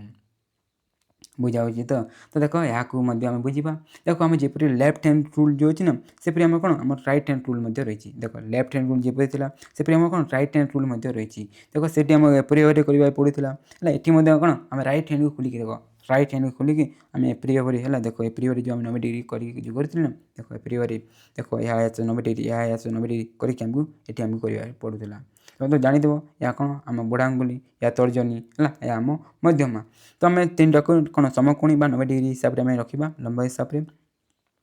आउ ये जो रही देख यह आम जो थी ना प्रथम सेपरी आम ये रही खाली टिके जस्ट लगा देख देख ये जो रही देख ये आम जदि पूर्व देखा यह विद्युत स्रोत को सूचाऊला या आम फोर्स को सूचाऊला आ कौन या मैग्नेटिक फील्ड बा विद्युत सॉरी चुंबकीय क्षेत्र को सूचाऊला ये देखा ये जो विद्युत स्रोत को जो सूचाऊँ ना सूचाऊला यह कौन ए क्या सूचाइब है प्रेरित विद्युत है प्रेरित विद्युत दिग को यह सूचाइब आ देख ये जो थिला कौन फोर्स को जो सूचाऊला बल को जो सूचाऊला या कौन ए कर आम प्रवाह जो प्रवाहर गति को से सूचाइब ये भल भाव बुझा चेष्टा कर देख देख मुझे पढ़ी तुमको बता दूसरी तुम आटे भल भाव बुझीपार देख दक्षिण हस्त बुढ़ांगुली तर्जनी और मध्यमा को एपरी खोला रखा जाऊ सेगुड़िक परस्पर प्रति समकोण रही माने लंब हिसाब से रही मुझे तुमको जब कहली देख तापर कौन कहला तर्जनी चुंबकीय क्षेत्र दिग और बुढ़ांगुली है परिबाहर गतिर दिग को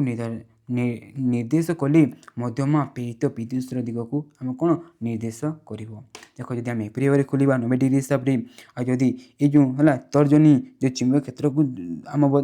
दिग जदि बताइब आदि कौन आम जो बुढ़ांगुली रही बुढ़ांगुली जदि परिबार गति को जदि बुझाए है बोले कौन आम ये जो रही मध्यमा मध्यमा मिडिल फिंगर ता कौन आम प्रेरित विद्युत दिग को आम बुझाई थाए है आमको भी ये आम कर अच्छी तुम ये फादर मदर चिल्ड्रेन देख ये खाली मन रखो या तुम गति या तुम कौन मैग्नेटिक फील्ड और कौन प्रेरित विद्युत से पूरे तुम यहाँ मन रखिपर आउ ये फ्लेमिंग दक्षिण हस्त नियम को लेकिन आम पढ़ा कौन जेनेटर है जेनेटर आम कहीं यूज करूँ है तुम तो जानी देख एम जेनेटर पढ़ा तो देख आम जो नेक्स्ट टॉपिक कौन आम विद्युत जेनेटर इलेक्ट्रिक जेनेटर है इलेक्ट्रिक जेनेटर तुम देखीच कि है देख एपरी जो जेनेटर अच्छी तुम तो देखी न शायद है देखी बहुत भल कि तुम जो छोटा छोटा जेनेटर देखीदेव है जदि गोटे ओकेजन होता है ओकेजन तुम तुम घर जब लाइन चली तुम कौन कह ये जेनेटर चालू कर रे जेनेटर है आम गाना बाजना होनी है से तुम कही है जेनेटर सब किसी कराए तो देख से जेनेटर को आम ए पढ़ा तो जेनेटर आम किपर होता है जेनेटर आम कौन होते आम विद्युत बाहरी थे तो सेठी कौन होती आम जाचु जदि आम जेनेटर चालू करवा से कौन किसी आम घूरी थाए घट घट गोटे आवाज होता है ना किसी घूरी थाए मेसीन थाए ना किसी घूरी थाए तो सेठी देख किसी घूरुची कौन होती से विद्युत बाहर देख ये देखा आम यांत्रिक शक्ति देख यांत्रिक शक्ति किसी होती कौन होती आम विद्युत बाहर देख या पूर्व पढ़ी कौन मोटर विषय पढ़ी कौन मोटर विषय पढ़ी मोटर कौन होता आम विद्युत स्रोत विद्युत है विद्युत शक्ति यांत्रिक शक्ति होता विद्युत रु यांत्रिक होता आ जेनेटर देखा कौन यांत्रिक रु विद्युत बुझा जस्ता उलटा आम यार जो नियम होते बुझाइले तो देख विद्युत जेनेटर प्रथम नियम पढ़ा है ये पूरा सब किसी पढ़ार अच्छे देख टे देखनी तो यार नियम नियम नियम तो देख यार प्रथम नियम पढ़ा तो विद्युत जेनेटर एक यंत्र जो यांत्रिक शक्ति विद्युत शक्ति रूपे कौन आम परिणत होते कौन होते देख आम जो जेनेटर कौन यांत्रिक शक्ति आम विद्युत शक्ति आम बाहरी थाए आ जो विद्युत शक्ति बाहर कौन कहूँ आम प्रेरित विद्युत कही दूँ यांत्रिक शक्ति साहाय्य एक चुंबकीय क्षेत्र मध्य गोटे परिवाही घुराई कौन आम विद्युत उत्पन्न कराए देख ये लिखाला कौन आम एपरी भाव जब आम ये बोला गोटे यांत्रिक शक्ति हिसाब से जब यहाँ जब घूरे देवा बोले कौन हम जब घूरला पर आम कौन हम ये आम इलेक्ट्रिक आम कौन इलेक्ट्रिक आम बाहरी जाए उत्पन्न होते तो देख या आम तो नियम ଆଉ ଏଠି କ'ଣ ଲେଖା ହେଲା ଦେଖ। ଆଉ ଗୋଟେ ଆମେ ଦେଖିବା ଏଇ ଯେଉଁ ଆମ ଯେଉଁ ବିଦ୍ୟୁତ୍ ଯେଉଁ ଜେନେରେଟର୍ ରହିଛି ତାହା କ'ଣ ଆମେ ଯେଉଁ ପଢ଼ିଲେ କ'ଣ ପଢ଼ିଲେ ଦେଖ ଯେଉଁ ବିଦ୍ୟୁତ୍ ବିଦ୍ୟୁତ୍ ଚୁମ୍ବକୀୟ ପ୍ରେରଣ ଯେ ପଢ଼ିଲେ ନା ତାକୁ ଆମେ ନେଇକି ଆମ ହେଇଥାଏ ହେଲା, ତାକୁ ନେଇକି ଆମ ହେଇଥାଏ। ତ ଯେଉଁ ଆମେ ପଢ଼ିଥିଲେ ହେଲା ଯେଉଁ ଅଛି ନା ଏହା ଫଳରେ ଏହାକୁ ଆମେ ୟୁଜ୍ କରାଯାଏ। ଦେଖ ଏହା ଆମ ଲେଖା ହେଇଛି, ମୁଁ ଏହାକୁ ଆଉ ଡିଟେଲରେ ମୁଁ ଯାଉନି। ବୁଝିଗଲା ତ। ଦେଖ ଆମେ କ'ଣ ଏହାର ନିୟମ ଯାନ୍ତ୍ରିକ ଶକ୍ତି ଟୁ କ'ଣ ବିଦ୍ୟୁତ୍ ଶକ୍ତି ଆମ ହେଇଥାଏ। ଆଉ ଏଇ ଯେଉଁ ଦେଖିବା ଜେନେରେଟରରେ ଆମେ କ'ଣ ବିଦ୍ୟୁତ୍ ଚୁମ୍ବକୀୟ ପ୍ରେରଣକୁ ୟୁଜ୍ କରିକି ହେଇଥାଏ ହେଲା। ଦେଖ ନିୟମ ତ ଆରାମସେ ତୁମେ ଆରାମସେ ଲେଖିପାରିବ। ତାପରେ ନେକ୍ସଟ ହେଲା ଏହାର ଆମେ ଗଠନ ପଢ଼ିବା। ଦେଖ ଏହାର ଗଠନ ଆମେ ପଢ଼ିବା। ତ ଏହାର ଗଠନ ପାଇଁ ଆମକୁ କ'ଣ କ'ଣ ଦରକାର ହେବ ହେଲା, ଦେଖ ଏସବୁ ଆମ ଦରକାର ହେବ, ଏସବୁ। ତ ଯଦି ଦେଖିବା ଦେଖ ଏଠି ମଧ୍ୟ ଗୋଟେ ଆମକୁ ଆୟତକାର ଆମକୁ କୁଣ୍ଡଳୀ ଦରକାର ହେବ। ଦେଖ ଆୟତକାର ଆମ କୁଣ୍ଡଳୀ ଦରକାର ହେବ। ତାପରେ ଆମକୁ ଚୁମ୍ବକ ଏଠି ମଧ୍ୟ ଆମକୁ ଲାଗିବ। ଆଉ ଏଠି ଦେଖିବା ଆମକୁ ଦୁଇଟି ବଲୟ ଲାଗିବ ହେଲା।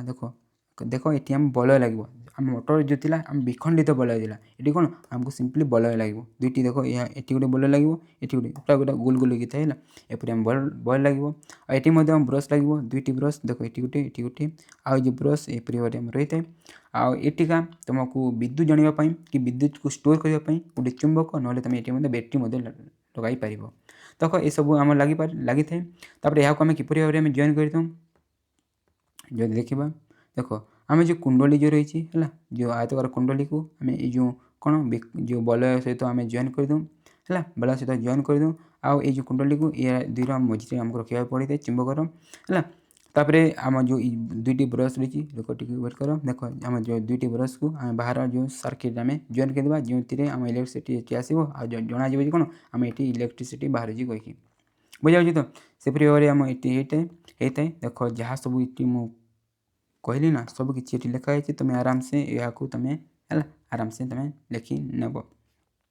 ଦେଖ ସବୁ କିଛି ଲେଖା ହେଇଛି ହେଲା, ସବୁ କିଛି ଲେଖା ହେଇଛି। ଏଠି ଆମ ସ୍ଲିପ୍ ବଲୟ ଲେଖା ହେଇଛି। ଦେଖ ଯେଉଁ ବଲୟ ଲେଖା ହେଇଛି ନା ଏଠି ସ୍ଲିପ୍ ବଲୟ ଲେଖା ହେଇଛି। ଆଉ ପୁରା ସେମ୍ ତାହା ଲେଖା ହେଇଛି ହେଲା। ଗଠନ ବୁଝିଗଲ। ତାପରେ ଏହା କିପରି ଭାବରେ ଆମ ବିଦ୍ୟୁତ୍ ହେଲା, ବିଦ୍ୟୁତ୍ ଏଠୁ ବାହାରିଥାଏ ତାକୁ ଏବେ ଆମେ ଜାଣିବା, ମାନେ ଏହାର ଏବେ ଆମେ କାର୍ଯ୍ୟ ପଢ଼ିବା। ଦେଖ ଆମେ ଡିସ୍କସ୍ କଲେ କ'ଣ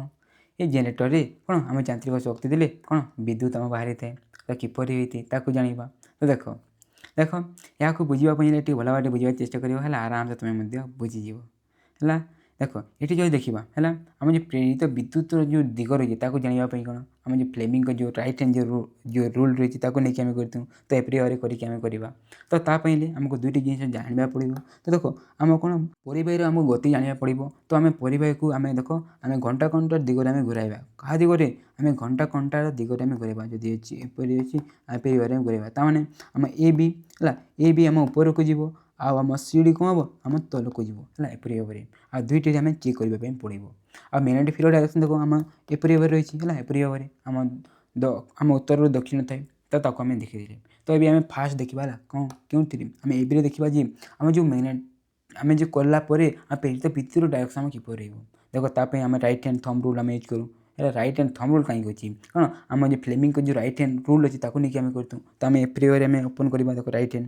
ଏବେ ଦେଖ ଏହା ଆମ ମ୍ୟାଗ୍ନେଟିକ୍ ଫିଲ୍ଡ ଡାଇରେକ୍ସନ୍ ରଖିବା। ତ ଦେଖ ଆମେ ମ୍ୟାଗ୍ନେଟିକ୍ ଫିଲ୍ଡ ଡାଇରେକ୍ସନ୍ ରଖିଥିଲି ହେଲା। ଦେଖ ଭଲ ଭାବରେ ଦେଖ ତୁମେ ନିଜେ ତୁମ ଖାତାରେ ତୁମେ ନିଜେ ତୁମ ବହିରେ କି ଖାତାରେ ମଧ୍ୟ କର ହେଲା, ତୁମେ ଆରାମସେ ତାକୁ କରିପାରିବ। ଦେଖ ମ୍ୟାଗ୍ନେଟିକ୍ ଫିଲ୍ଡ ରଖିଥିଲି। ଆଉ ଦେଖ ଆମ ଯେଉଁ ଥମ୍ବ ରହିଛି ଆମ ଯେଉଁ ପରିବାହୀର ଗତି ଉପରକୁ ଦେଖ ପରିବାହୀର ଗତି ଆମ ଏ ବି ଦେଖ ଏ ବି କ'ଣ ଉପରକୁ ଆମେ ନେଉଛୁ। ତ ଦେଖ ଆମ ଉପରେ ରହିଲା। ତ ଦେଖ ଏଇ ଯେଉଁ ରହିଲା ନା କ'ଣ ଆମ ମିଡଲ୍ ଫିଙ୍ଗର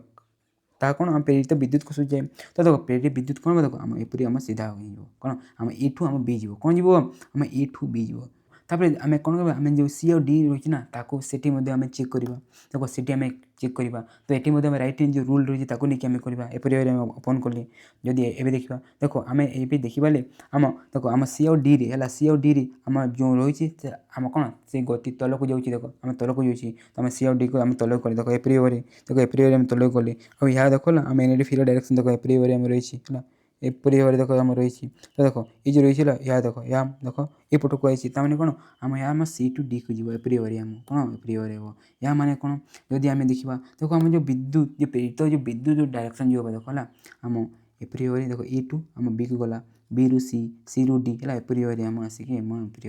ଭାବରେ ଆମ ଆସିବ। ବୁଝା ହେଉଛି ତ। ତ ଆମେ ଦେଖିବାଲେ ଆମ ଏପରି ଭାବରେ ଆମ ବିଦ୍ୟୁତ୍ ସ୍ରୋତର ଆମ କ'ଣ ହେବ ଆମ ଡାଇରେକ୍ସନ୍ ହେବ। ହେଲା କେତେ ପର୍ଯ୍ୟନ୍ତ ଏ ଯେଉଁ ରହିଛି ହେଲା ଦେଖ ଆମ ଏ ବି ସି ଡ଼ି ଧ୍ୱନି ଅଛି ଧ୍ୱନି ଆମ ଏ ବି ଧ୍ୱନି ସି ଡ଼ି ଦେଖ ଏପ୍ରିୟରେ ଯଦି ଏପ୍ରିୟରେ ଆମ ଅଧା ଯଦି ଘୁରି ଯାଉଛି ବୋଲେ ସେତେ ପର୍ଯ୍ୟନ୍ତ କ'ଣ ହେବ ସେତେ ପର୍ଯ୍ୟନ୍ତ କ'ଣ ହେବ ଏଇ ଯେଉଁ ଏହାର ଡାଇରେକ୍ସନ୍ କ'ଣ ହେବ ଏଇ ଯେଉଁ ହେଲା ପ୍ରେରିତ ବିଦ୍ୟୁତ ଡାଇରେକ୍ସନ୍ ଆମ ଏପ୍ରିୟରେ ଆମ ରହିଯିବ ଏ ବି ସି ଡ଼ି ହେଇକି ଆମ ଏପ୍ରିୟରେ ରହିଯିବ ହେଲା କେତେ ପର୍ଯ୍ୟନ୍ତ ଆମ ଅଧା ପର୍ଯ୍ୟନ୍ତ ତାପରେ ଅଧା ହେଲା ପରେ ହେଲା ଅଦା ହେଲା ପରେ କ'ଣ ହେବ ଦେଖ ହେଲା ଅଦା ହେଲା ପରେ ଯଦି ଆମ ଯେଉଁ କୁଣ୍ଡଳୀ ରହିଛି ହେଲା ଦେଖ ଆମ ଯେଉଁ ଏ ଯେଉଁ ସି ଏପଟକୁ ଆସିଯିବ ଡି ଆମ ଏପଟକୁ ଆସିଯିବ ଦେଖ ଇ ଆମ ଏପଟକୁ ଆସିଯିବ ଆଉ ବି କ'ଣ ଆମ ଏପଟକୁ ଆସିଯିବ ଦେଖ ଅଦା ଦେଖ ଯଦି ଏପରି ଅଛି ଏ ବି ଡି ଆଉ ଏଠି ଆମ ସି ଓ ଡି ବୋଲେ ଅଦା ଯଦି ଆମ ହେଲା ଏପ୍ରିୟରେ ଯଦି ଆମେ ଘୁରିଛି ଦେଖ ଏପ୍ରିୟରେ ଯଦି ଘୁରିଛି ଦେଖ ଏଠି ଆସିଲା କ'ଣ ଆମ ସି ଓ ଡି ଏଠି ଆସିଲା କ'ଣ ଆମ ଇ ଆଉ ବି ଦେଖ ଏପରି ଆମ ହେଇଯିବ ତାପରେ କ'ଣ ହେବ ତାପରେ ପୁଣି ହେଲା ଯଦି ଦେଖିବା ପୁରା ଏପରି ହେଇଯାଉଛି ବୋଲେ ପୁଣି କ'ଣ ହେବ ପୁଣି ଏଠି ଆମେ କ'ଣ ଯେଉଁ ରାଇଟ୍ ହ୍ୟାଣ୍ଡ ଯେଉଁ ରୁଲ୍ ପଡ଼ିବ ହେଲା ଦେଖ ଆମ ଯେଉଁ ରାଇଟ୍ ହ୍ୟାଣ୍ଡ ରୁଲ୍ ପଡ଼ିବ ତ ରାଇଟ୍ ହ୍ୟାଣ୍ଡ ରୁଲ୍ ଯଦି ପଡ଼ୁଛି ଏବେ ଦେଖ ହେଲା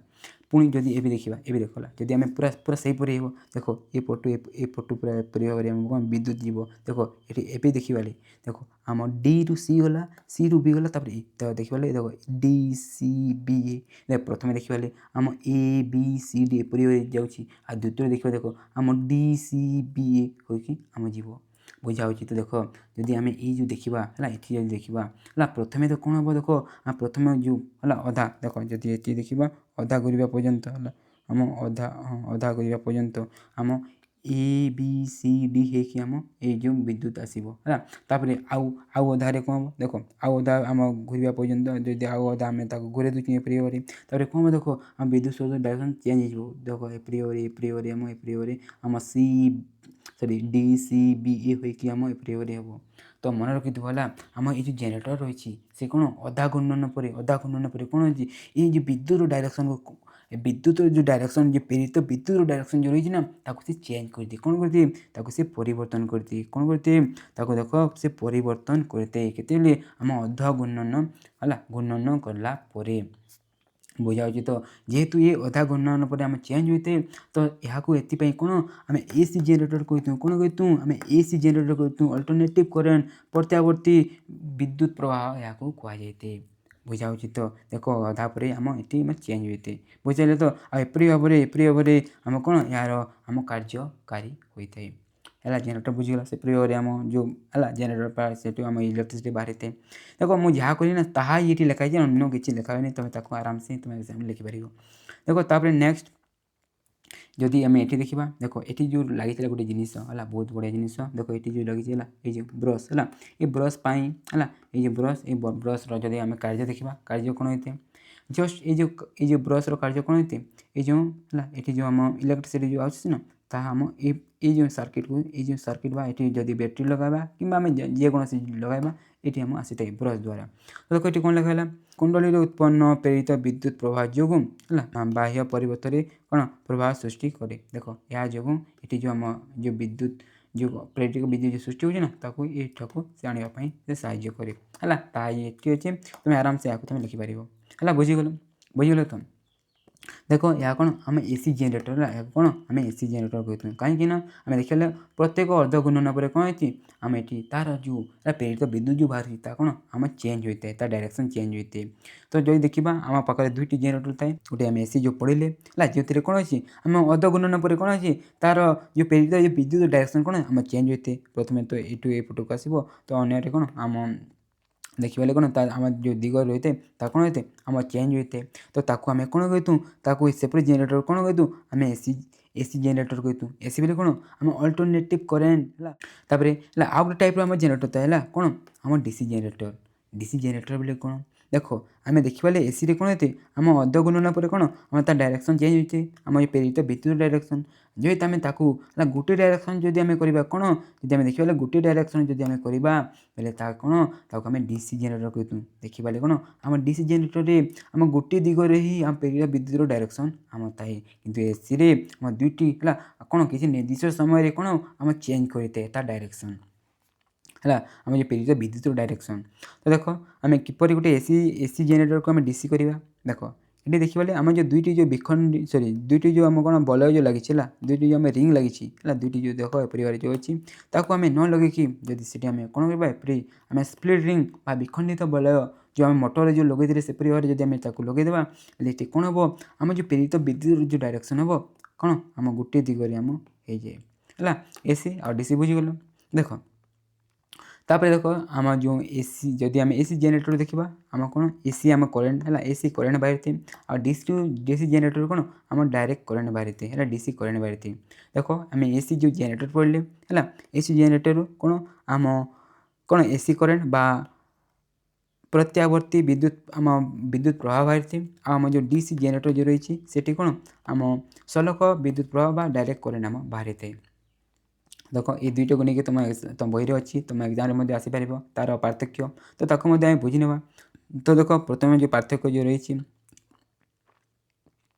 एक निर्दिष्ट समय व्यवधान दिगरे है एक निर्दिष्ट समय व्यवधान दिग परिवर्तन करते कि आम जो प्रत्यावर्ती जो विद्युत प्रवाह रही आम जो एसी करेन्ट रही ना ता आम कौन गोटे निर्दिष्ट समय दिग परिवर्तन करते जहाँ तुम ए जान तापर कौन आम जो डायरेक्ट करेन्ट देखा कौन से सर्वदा गोटे दिगरे ही आम रही आउ यार आम कौन ता उत्पन्न क्योंटी आम जो प्रकल्प देख आम जो हीराकुद जो डैम रही है जो विद्युत बाहर कराए कौन सेपरी कौन प्रकल्प मान उत्पन्न कराए ना सेमती तुम एसी जेनेटर होते है तुम आराम से लिखिपार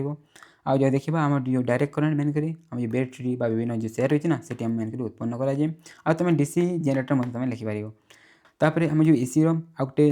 जो रही पढ़ा तो देख आम मेन कर दूर स्थान को पठाइबे कौन दूर स्थान को पठाइबे मेन कर कौन आम जो अल्टरनेटिव करेन्ट आम जो एसी जो करेन्ट रही आम यूज कर कहीं ये देखा आम विद्युतर अपचय मान खर्च है कम होती जब पठाइबारे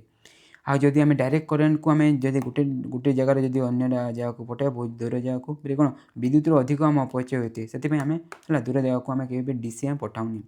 है बुझाला तापर यार व्यवहार आम क्यों या पंखा बल्ब मोटर होते आम एसी करेन्ट आ डीसी कौन टर्च कैलकुलेटर घंटा इत्यादि आम कौन होते आम होते है बुझाइला तो ये डिफरेंस बिटवीन तुम मन रखिए एग्जाम से आराम से लिखिपार तापर लास्ट टॉपिक रहा कौन आम गृह विद्युत है परिवर्त डोमेस्टिक इलेक्ट्रिक सर्किट कौन गृह विद्युत परिवर्त ताने कौन तुम घर है एपरी भाव जो कनेक्शन कराई विषय पढ़ा देख भल भाव एक जानी है कहीं जब तुम घर किसी असुविधा हुए तुम आराम से रिपेयर कर ना कि तुम तुम सजेसन देपार कह सर मत तो से सार कहते आम जो पढ़ी एपरी हुए सेपरी हुए तुम आराम से सजेसन देखिए तुम देपार है भल बुझा चेष्टा कर आराम से तुम यहाँ बुझिकी एग्जाम लिखा सहित तुम ट्रेल लाइब्रेरी यूज कर देख तुम तो टे जानी देख तुम घर को जब मेन देखा एपरी भाव में दुईटी आम तार घर को आई है देख एपरी भाव में दुईटी तार आई जानिछ तो देख एपरी भाव में दुईटी तार गोटे लाल थाए मेन कर गोटे आम कला कलर थाए आपर जो तार जो थाए ना आम कौन कहूँ आम मुख्य है मुख्य विद्युत जोगाण मुख्य विद्युत जोगाण तार आम मेन तार आम कहूँ क्या जो दुईटी आम तार आसी जाते तापर देख आम दुईटी जो तार आसी थाए जदि गोटे तार देखा है एपरी भाव जो लाल कलर जो रही है आम जो लाल रंगर प्रतिरोध सहित जो रही है ताकू मेन कर कौन कहूँ आम लाइफ तार बा लाइफ लाइन है लाइफ तार बा लाइफ लाइन बा आम पॉजिटिव तार कहूँ ना सिंपली आम फेज है कौन इलेक्ट्रिसिटी जो आम इलेक्ट्रिसिटी जो रिपेयर करते हैं से मेन कर कौन आम फेज तार बा फेज लाइन ताकू कहती बुझा तो लाइफ तार आमर तो लाइफ तार को तुम केवे छुईबनी कहीं यार विभावांतर आम 220 आम भोल्ट है तो छुईदेव झटका मार है छुईबनी तापर आउ गोटे कलर जो तार थाए जो कला कलर है कला रंगर है आम विद्युत रोधी आवरण आम कला रंगर जो तार थाए ताको मेन कर न्यूट्राल तार है न्यूट्राल तार आम नेगेटिव लाइन ताको आम कहीथूँ है देख दुईटी तार विषय तुम जानीगल है जानीगल तो आउ के जो लाल तार को तुम के छुईबनी कहीं विभावांतर 220 भोल्ट होती है ता सहित तुम घरे में देखी आउ गोटे एपरी भाव में है एपरी भाव गोटे साग कलर तार रही है कौन एपरी भाव साग कलर तार थाए ये जो साग कलर तार को आम कौन कहूँ आम भू तार कहूँ कौन कहूँ भू तार बा इंग्लीश कौन या आर्थ वेयर कहे कौन कहे आम आर्थ वेयर कहूँ देख सोबार जो सबुज रंगर जो थाए तो आम कौन कहूँ आम आर्थ वेयर कहूँ और यहाँ आम कहीं यूज करूँ घरे देख एपरी भाव ये जो रही ना या आम कहीं यूज करूँ ये जो देख मेन कर है आम जदि देखी है देख टे मन पक जदि खरा मसरे खरा मसरे मेन कर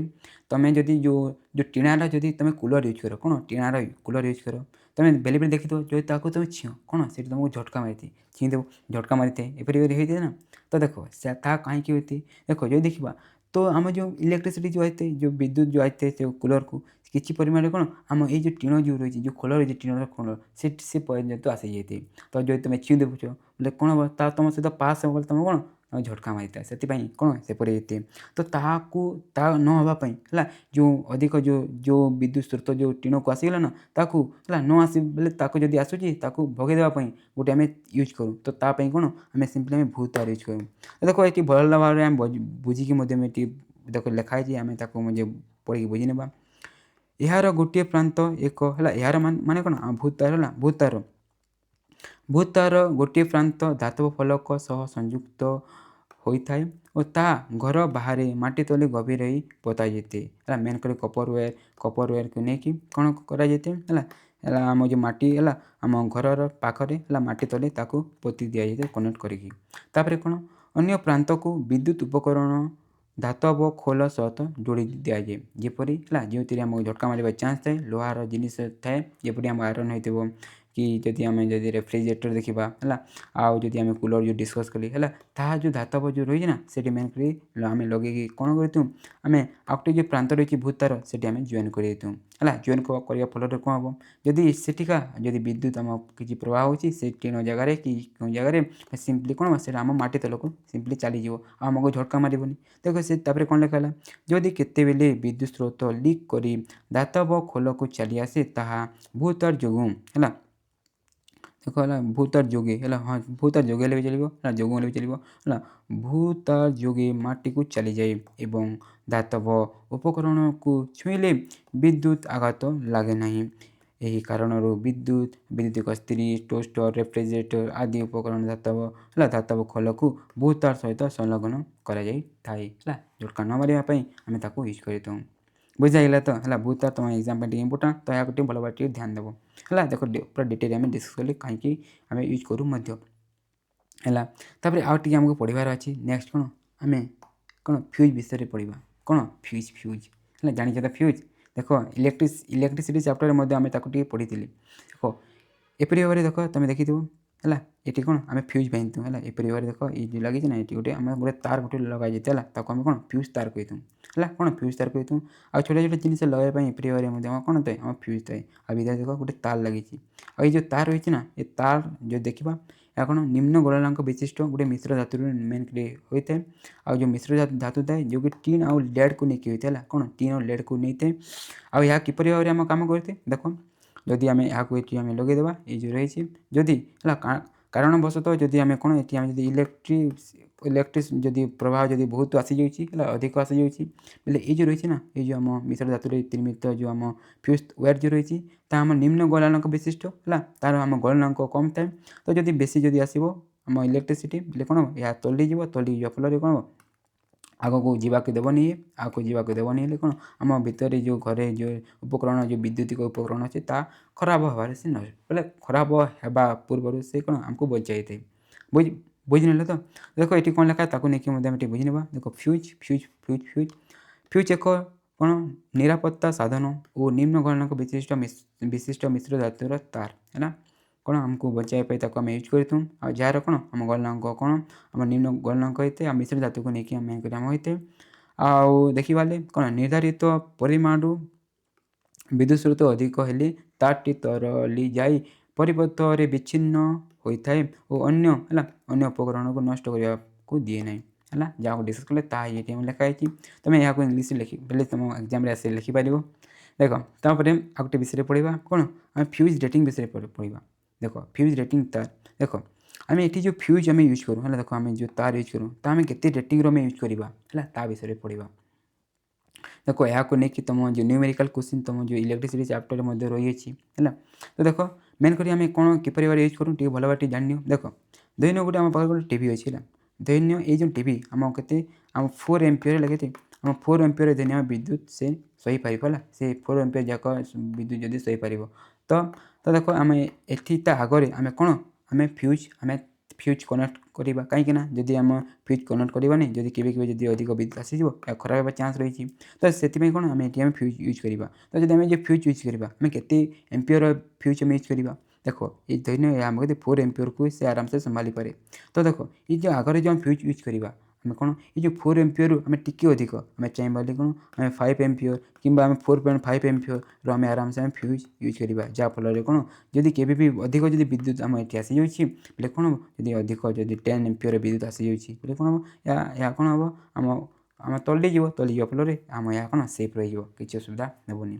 तो सेपरी भाव में आम कौन फ्यूज तार आम फ्यूज जेटिंग तार यूज करूँ है मैंने कौन आम जिते थी ना देख जिते आम या उपकरण जो सही पार जिते आम दरकार सही पार ताठू टी अधिक को लेकिन फ्यूज तार आम यूज करूँ टी अधिक बेसी अधिक ना टी अधिक बुझागला तो देख फ्यूज रेटिंग तार तुम बुझीगल तब लास्ट है लास्ट लास्ट लास्ट देख लास्ट कौन आम विद्युत परिपथ विद्युत परिपथ फ्यूज कहीं क्या व्यवहार करूँ देख विद्युत परिपथ आम जो फ्यूज यूज करूँ आम कहीं यूज करूँ है कहीं यूज करूँ देख आम मेन कर जब देखा हेले आम कौन आम जो उपकरण को आम बचाइबा मेन कर यूज करूँ है जदि किसी जदि ओभरलोड के जेकोसी जब अधिक विद्युत आसी जाऊँगी बचाइबा आम यूज करूँ जो देखा तुम एग्जाम जब आसो तुम ये दुईट कारण को तुम नहीं तुम लिखिपार गोटे लघुपतन सर्ट सर्किटिंग है आ गए कौन ओभरलोडिंग है कौन आम ओभरलोडिंग ये दुईटा को तुम नहीं लिखिपार तो देख आम लघुपतन बोले कौन प्रथम बुझा देख लघुपतन बोले कौन देख लघुपतन को मुझे सर्टकट तुमको बताइबी देख तुम जब गोटे बैटेरी को लेकिन जब तुम खेली के है गोटे नेगेटिव आ जब गोटे पॉजिटिव है देन वायर रही तुम यहाँ तुम डायरेक्टली जब तुम यहाँ नेगेटिव पॉजिटिव को जब तुम छीन एप्रिवर बोले कौन से देखी एप्रिवर तुम स्पार्क होती तो ताकू आम कौन कहूँ ताकू आम लघुपतन कहूँ कि जब बैटेरी देखा है आम जो बैटेरी देखा कम आम व्यवहार आम रही है तो से किसी असुविधा हुए किंतु जो तुम देख है जो तुम आम जो घर को जो विद्युत आसी सेपरी हो जाए बहुत बड़ प्रोब्लेम होता है बहुत बड़ा प्रोब्लेम ताने कौन आम जो उपकरण गुड़िक जो घर आम यूज कर खराब करें तो देख ताकू आम बुझा